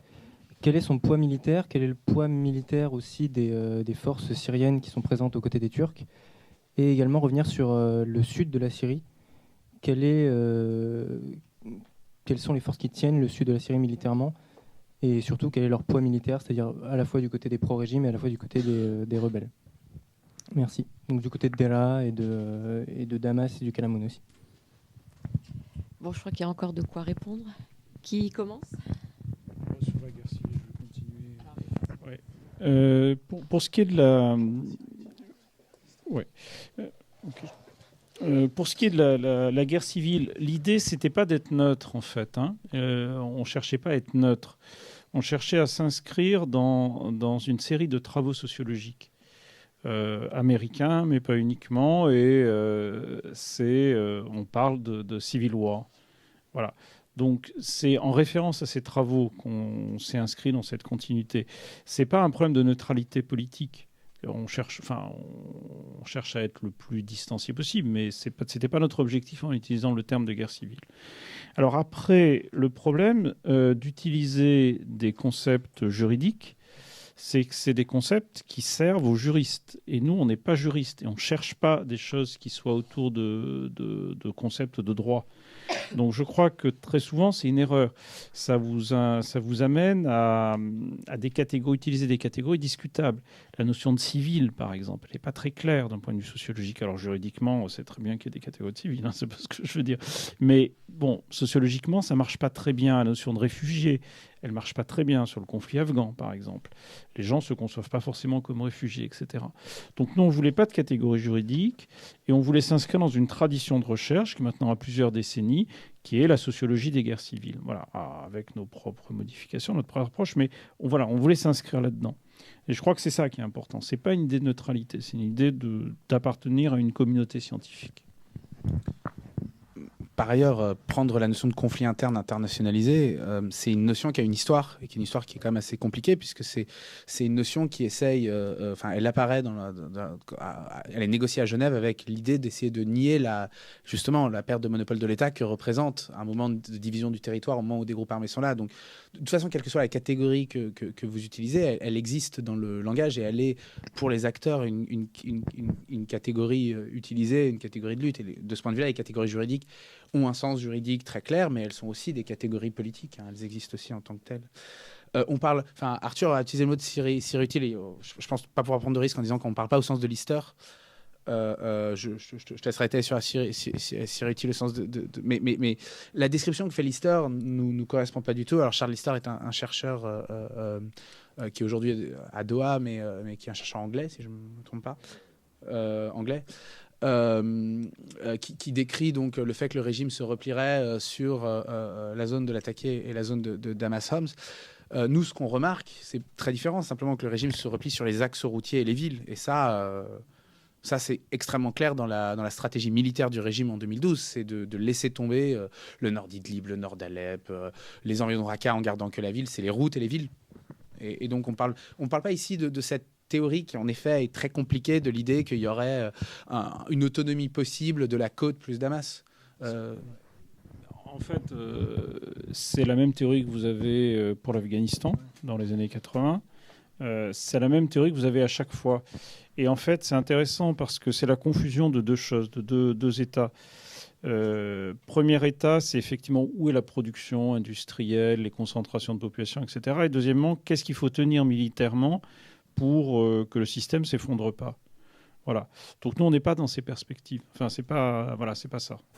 Ce qui m'a interrogé, c'est sauf le terme la Syrie utile. Oui, mais c'était utilisé de manière très informelle. C'était comme ça la théorie dans les propos médiatiques. Non, c'était pas sur le point militaire de la Turquie. Allez, Arthur, c'est toi. Sud syrien aussi, Arthur. On a décidé. Non, et juste un autre point. Vous avez totalement raison, le régime reste dans une perspective nationale. Le régime reste un acteur extrêmement nationaliste. Le fait d'ailleurs qu'il ne puisse pas s'entendre du tout avec le PKK. Les Russes, à plusieurs reprises, ont essayé de s'accrocher l'allié kurde en Syrie pour faire compétition aux Américains. Et donc ont tenté de rapprocher les régimes et les Kurdes. Et en fait, les deux acteurs ont même refusé de se parler. Actuellement, si le PKK arrive à collaborer avec l'armée, ce qui reste de l'armée syrienne ou quoi, sur Alep et Afrin, c'est surtout parce que l'armée syrienne est très peu présente à Alep et que c'est davantage les Iraniens qui, eux, sont très pragmatiques et évidemment s'arrangent avec qui ils peuvent pour tenir le front contre l'insurrection. Les nouvelles qui viennent de la banlieue, donc la Ghouta, etc., Douma, toutes ces banlieues autour de Damas, il y a les deux sons de cloche, donc c'est des endroits qui sont encore assez divisés, où les institutions de l'insurrection ont eu du mal à se mettre en place. Pourtant, différents témoignages très récents, avec des gens des activistes, des Syriens, des révolutionnaires qui y sont assez positifs. Ils disent on est moins bombardé qu'avant, on a des stocks d'armes immenses, donc le régime ne reprendront jamais nos zones. C'est impossible que Alep tombe. Et de toute façon, le régime est dans un état tel de dislocation que dès lors que les Russes et les Iraniens vont partir, on va prendre Damas. C'est un peu le discours qu'on entend. Mais bon, ça peut varier, ça dépend des fois. Par contre, pour ce qui est du front sud, c'est un front extrêmement bien consolidé. Les conseils militaires de la coalition via la Jordanie ont complètement verrouillé les conseils militaires de la révolution syrienne et les conseils municipaux du sud de la Syrie. Quand je dis bien verrouillé, c'est-à-dire qu'ils contrôlent les nominations à l'intérieur, ils contrôlent le fait que des groupes dits islamistes radicaux, donc voire le Jabhat al-Nusra et l'État islamique ne prennent pas de position stratégique dans ces conseils. Et par contre, on observe des deals implicites avec le régime, donc très très très peu de combats dans le sud, alors même que le nord de la Syrie est à feu et à sang. Le sud est très calme et plus du tout de tentatives de percer vers Damas. C'est pas que les acteurs de l'insurrection au sud n'auraient pas envie de le faire, c'est qu'ils reçoivent plus de soutien pour le faire. Et donc un contrôle, chaque fois on donne juste assez d'armes pour juste tenir le front, que le régime n'ait pas d'offensive trop forte. Mais globalement, les combats, les 6 derniers mois en tout cas, sont vraiment calmés dans le sud. Et l'opération turque? Ah oui, pardon, l'opération turque. L'armée turque a un vrai poids dans l'opération Bouclier de l'Euphrate. Vrai poids, c'est-à-dire qu'elle verrouille tout ce qui est conseil civil. Elle permet à aucun journaliste turc ou quoi d'y aller, mais également aux différents activistes syriens. Il faut être sur liste, il faut entrer. C'est très difficile d'y entrer. Avoir n'importe quelle activité est très compliqué. Les Turcs ont eu du mal avec toute une politique tribale qu'ils ont essayé de mettre en place pour coopter des notabilités, pour placer dans les nouveaux conseils ou quoi. Ce qu'il en est, c'est difficile de savoir parce que c'est des oui-dire du coup. Ce qui est sûr, c'est que les anciens conseils révolutionnaires qui étaient donc dans ces zones, qui occupaient différentes villes, qui sont en train d'être reprises par les Turcs et leurs alliés, ces anciens conseils révolutionnaires ont du mal à revenir. Les Turcs ne les autorisent pas forcément. Après, pour ce qui est donc des trois brigades de l'insurrection qui participent à côté des Turcs à l'assaut contre l'État islamique dans cette région, la trajectoire de ces groupes est très, très intéressante. Il y a beaucoup de déserteurs de régions de Raqqa et de déserteurs, je veux dire, des forces démocratiques syriennes, donc des gens des combattants qui étaient proches des Kurdes, qui ont cherché de nouvelles alliances et qui sont arrivés, qui sont rentrés en Turquie. Et ils ont trouvé en la Turquie un nouvel acteur capable de les réarmer et les réenvoyer sur le front d'Alep. Après, les trois Katiba, les trois Liwa, pardon, qui combattent aux côtés des Turcs sont extrêmement bien verrouillées par les Turcs. Elles disposent de nouveaux équipements, elles ont des uniformes, nouvelles disciplines internes. Et la Turquie ne laisse pas entrer des combattants qui ne seraient pas affiliés à leur propre conseil militaire. En fait, c'est clair que les Turcs sont rentrés pour empêcher la jonction des deux zones kurdes, ce qui aurait fait que toutes leurs frontières syriennes auraient été contrôlées par le PKK. Donc ça, c'était l'objectif de départ. Et en quelque part, c'était non négociable du point de vue de la sécurité turque. Maintenant, il y a deux solutions. Ils vont probablement... Là, ils sont à côté d'Al-Bab, à 20 km d'Al-Bab. Donc je pense que l'objectif, c'est de prendre Al-Bab, raisonnablement, surtout en profitant de ce qui se passe à Mossoul. Ensuite, les Turcs ont deux solutions, fondamentalement. Soit ils exigent que tout ce qui est donc à l'ouest de l'Euphrate soit évacué par le PKK, et donc ils prennent Manbij. Donc ils élargissent leur zone avec des possibilités de pression sur Afrin. Ça peut aller assez loin et ça peut les amener d'ailleurs à se heurter au régime. Donc de consolider une zone beaucoup plus large. Soit ils décident de faire un très gros coup stratégique. Je ne pense pas que ce soit possible, mais ils pourraient y penser. C'est de descendre sur Raqqa. Ce qui du coup permettrait éventuellement de l'évacuation des bases américaines au Kurdistan, du côté de la Jazira. Voilà, donc il y a effectivement deux hypothèses. Le plus probable aujourd'hui, c'est qu'ils soient à Al-Bab et qu'ils élargissent leur zone tranquillement. Mais l'autre hypothèse n'est pas totalement fantaisiste. Oui. Il y a d'autres questions. Madame ? Oui, moi, je suis étonnée dans les interventions extérieures. Vous n'avez pas du tout parlé de l'Arabie saoudite et des Émirats. J'aimerais avoir quelques précisions là-dessus.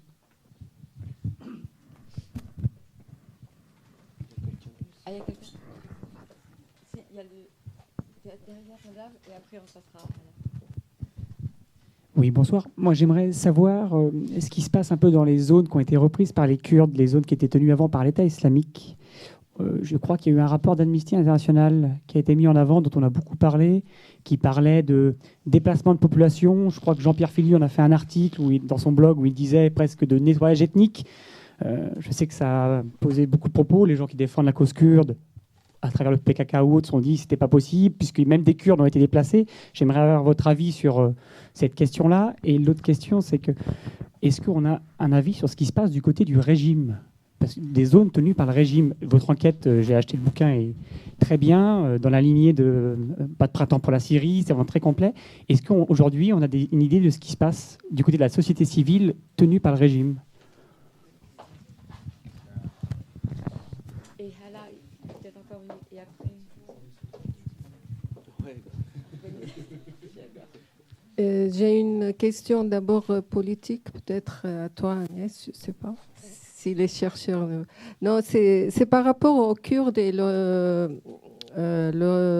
c'est-à-dire comment ils sont maintenant soutenus par les Américains, d'une façon ou d'une autre, et la gauche française continue à défendre les Kurdes comme si c'est le mouvement anti-impérialiste. Donc ça, c'est très complexe pour moi. Mais ma question par rapport au livre que je n'ai pas encore lu, mais j'ai bien écouté vos interventions, est-ce qu'une recherche de cette façon, c'est-à-dire un travail, une enquête et tout ça sur place, et du temps et de risques et tout ça, ça sert à quoi à la fin? Parce que...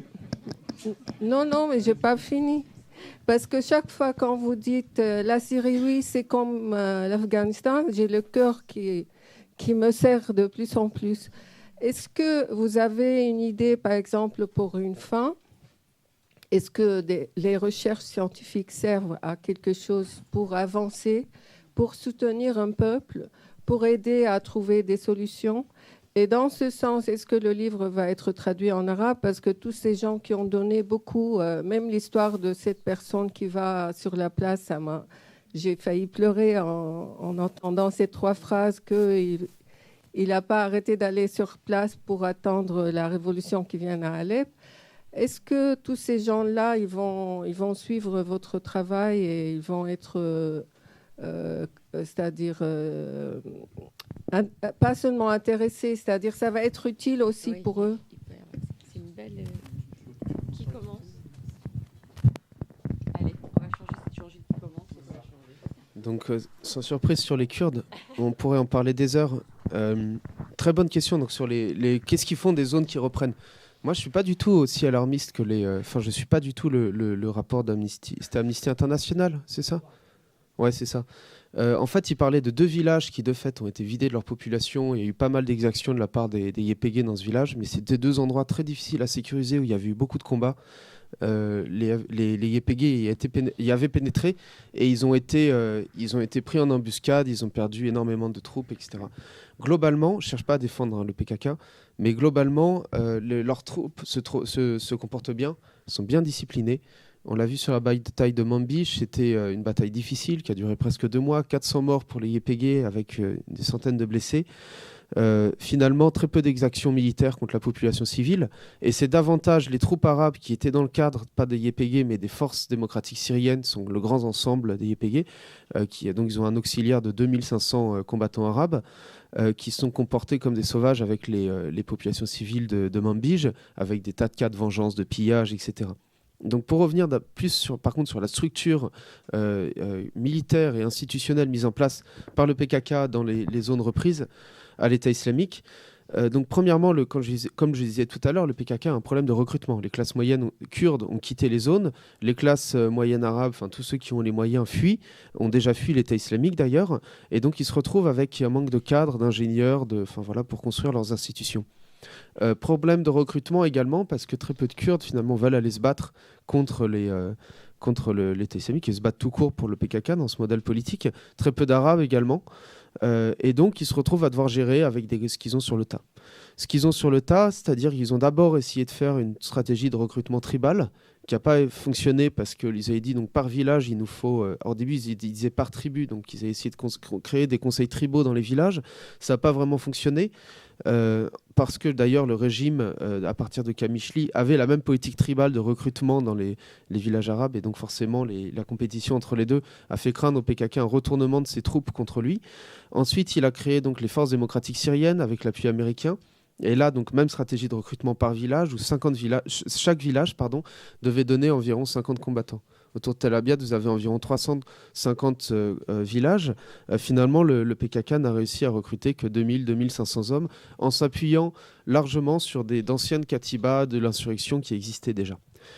Suite à ça, donc, les forces démocratiques syriennes ont eu à gérer de plus en plus de territoires. Et le PKK a dû intégrer de plus en plus d'Arabes, non plus dans les forces démocratiques syriennes, mais également dans les YPG. Et les YPG, actuellement, sont composés à plus de 55% d'Arabes sunnites. Ce qui pose un énorme problème de gestion de ces troupes. C'est-à-dire que c'est les officiers kurdes du PKK, d'anciens militants du PKK qui ont 20 ans de militance au moins avec le parti, se retrouvent à gérer des personnes dont souvent ils ne parlent pas la langue, dont ils ne connaissent pas les pratiques et surtout qui ne connaissent pas personnellement et qui sont dans le parti depuis récemment. Pardon pour la faute de français. Peu importe. Le programme, le but du PKK, enfin ça c'est vraiment des commandants du PKK avec lesquels on a pu discuter, qui disent qu'au début ils ont vraiment essayé d'idéologiser leurs troupes au sein du YPG, essayer de faire un appareil politique qui leur permettrait d'avoir une base militante au sein de la population arabe sunnite. Et donc vous aviez dans des leaders, des commandants PKK qui faisaient chanter et danser la dabke à leurs combattants arabes sunnites en leur faisant chanter Dieu est grand et Ojalan est notre leader. Ce genre de choses. En fait, ça n'a pas bien marché. Et ils ont un vrai pont. Plus ils s'étendent territorialement, plus ils ont un problème pour tenir leur territoire, avec énormément de désertion. Il y a un mois, l'État islamique a lancé une immense offensive sur la ville de Shaddadeh, au sud de Hasakeh, pour essayer de libérer la voie de passage entre Mossoul et Raqqa. Il y avait là un bataillon, puisque les troupes d'élite du PKK, enfin kurdes, du YPG, etc., sont sur Manbij en ce moment. C'était surtout des bataillons arabes sunnites encadrés par des Kurdes qui étaient là. Et il y a eu la désertion d'une brigade de 400 hommes, 400 arabes sunnites qui ont fui en exécutant leurs officiers kurdes, ce qui évidemment est passé assez moyen.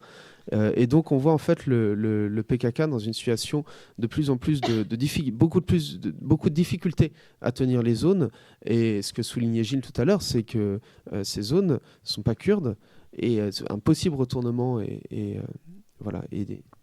un possible retournement est impossible. Désolé pour la redondance.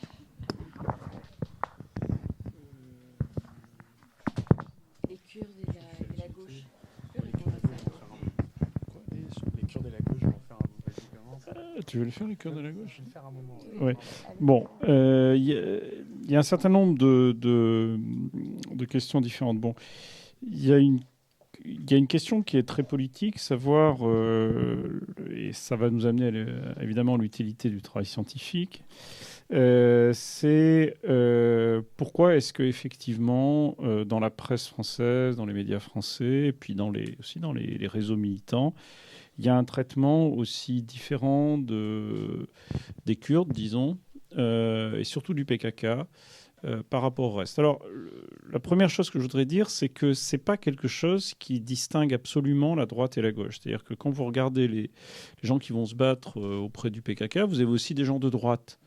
Je pense à Patrice Franceschi, par exemple, et toute cette mouvance. Donc, puis il y a aussi des gens de gauche, d'extrême gauche plutôt. Donc, ce n'est pas quelque chose qu'on peut analyser immédiatement en termes politiques français. C'est un peu plus compliqué que ça. En même temps, deuxième élément, c'est que ça correspond à une très longue tradition en France. Depuis les années 20, regardez l'INALCO, ça fait très longtemps qu'on apprend le kurde à l'INALCO. Il y a une vraie tradition française de, disons, proximité avec les Kurdes, etc. Personnellement, moi, j'ai fait des années, je travaille plutôt sur les Kurdes de Turquie. Et là, je peux vous dire qu'effectivement, il y a des réseaux français, etc. Le troisième élément, c'est qu'il y a un problème idéologique majeur, c'est que progressivement, il y a eu une partie importante de l'insurrection, de la résistance syrienne, est passée à des formes d'islam politique, soit assez, assez neutres, enfin c'est pas plutôt de l'ordre du discours, ou alors des pratiques ultra dures jusqu'à le Jabhat al-Nusra, évidemment l'État islamique. Et donc ça pose effectivement pour les citoyens français un vrai problème, y compris juridique d'ailleurs, parce que essayer d'aller vous battre, même avec des groupes modérés du côté de Idlib, vous allez vous retrouver en prison quand vous rentrerez. Donc je crois que tout ça fait qu'effectivement, il n'y a pas la même attitude. Et lisez le courrier des lecteurs, par exemple, du Figaro ou du Monde, parce que c'est pas si différent. Quand il y a des bombardements, sur ces questions-là, c'est pas si différent. Quand vous avez des bombardements sur Alep, vous avez des choses qui sont dites, des termes extrêmement violents. C'est-à-dire, Poutine fait notre boulot, c'est toujours ces gens-là qui viendront pas poser des bombes chez nous. Donc c'est dit clairement. Donc je crois que ça pose toute la question du rapport un peu compliqué de la société française avec alors l'islam entre guillemets, enfin avec toutes ces questions qui nous occupent en ce moment. Voilà. Donc l'utilité qu'on peut avoir nous, elle est double. D'abord, c'est un travail qui s'inscrit strictement dans l'espace scientifique, c'est-à-dire que on discute avec nos collègues, on essaye de faire un peu avancer les choses, d'avoir des concepts, une histoire plus précise, des concepts plus pertinents, etc. Donc il y a dans tout travail scientifique quelque chose de purement interne. Et vers l'externe, on a essayé, tous les trois, on n'a pas essayé, on a écrit des rapports et on a essayé de faire passer des messages lors de conférences en France, aux États-Unis, en Angleterre. On a fait ce qu'on a pu, on n'est que 3. Et voilà. Et je suis profondément persuadé que c'est pas tout à fait suffisant. En même temps, on est une société démocratique, on peut parler, on ne peut pas faire grand-chose de plus, quoi. Et l'accès aux politiques est à la fois difficile et extraordinairement décevant, puisque en fait, les décisions ne sont pas prises par rapport à l'expertise, elles sont prises par rapport à d'autres considérations qui sont généralement, qui n'ont rien à voir avec la Syrie. En général, c'est toujours comme ça n'a rien à voir avec la question posée. Voilà. Alors, la seule chose qu'on peut faire, c'est très rassurant, c'est écrire des rapports et puis dire 2 ans après, regardez, on avait raison. Voilà. Bon, mais c'est pas non plus totalement satisfaisant. Donc, voilà. Par ailleurs, oui, le livre va être traduit en arabe et en anglais. Et de ce point de vue-là, il y a une des raisons, parce qu'on s'est demandé, c'est vrai, après avoir écrit les 2 rapports, avoir en effet échoué à faire passer des idées, est-ce qu'on fait le livre ou pas? Et l'une des raisons qui quand même nous a beaucoup motivés tous les 3, c'est qu'il y a aussi un rôle de trace historique. On a observé pendant notre terrain une reconstruction à vitesse grand V des discours. Depuis le début, la manifestation a toujours été sectaire. Depuis le début, ce sont les Arabes sunnites islamistes qui ont manifesté. Depuis le début, il y a eu des violences. Et d'avoir un livre scientifique qui s'efforce, à partir de sources précises, de dire l'inverse, ça a simplement un rôle aussi d'archives, de dire on peut pas regarder la crise syrienne en disant mais ça aurait dû, c'était évident que ça allait se passer comme ça, c'était évident que le régime allait gagner, c'était évident que non, le processus historique a été compliqué et de laisser une trace de ça, je pense que ça aussi ça a une utilité. Je rajouterais juste une chose sur les Kurdes et la gauche française, c'est que et c'est d'autant plus fort, plus on va à l'extrême gauche, plus c'est fort. Et je pense que c'est une vraie difficulté. L'extrême gauche a une difficulté absolue et la gauche derrière a pensé le Moyen-Orient parce qu'elle n'arrive pas à penser l'islam politique, elle n'arrive pas à penser le fait que des gens puissent faire appel à l'islam pour exprimer leur opposition et la contestation de régime. Et se refusant de faire cette analyse, il y a une tendance assez large de gens qui d'ailleurs connaissent plus ou moins la région, parfois pas du tout, parfois oui, à aller voir et aller trouver ce qu'ils cherchent beaucoup plus que ce qui se passe. Le PKK en Syrie a de ce point de vue-là un peu le même rôle que le Chiapas au Mexique. C'est-à-dire de enfin trouver dans des sociétés qu'on ne veut pas comprendre comme elles sont ce qu'on voudrait qu'elles soient. De ce point de vue-là, le côté village Potemkin que le PKK a été très doué à poser depuis des années 90, le passage de l'environnementalisme, le discours sur le genre, c'est extrêmement prégnant pour les mouvements extrême-gauche qui ont du mal à à se connecter à cette région, à trouver les luttes qu'ils voudraient que les gens veulent. Je pense que c'est une des difficultés centrales. C'est une schizophrénie maintenant. C'est pas les seuls, mais oui. Et le golf, très rapidement, mais vraiment très rapidement, parce que vous posiez la question, le golf a eu des... Alors, le golf est une question compliquée pour plein de raisons, parce que d'abord, il y a eu une difficulté à ce que le golf ait une politique. Parce qu'il n'y avait pas de politique du golf pendant les débuts de la crise syrienne.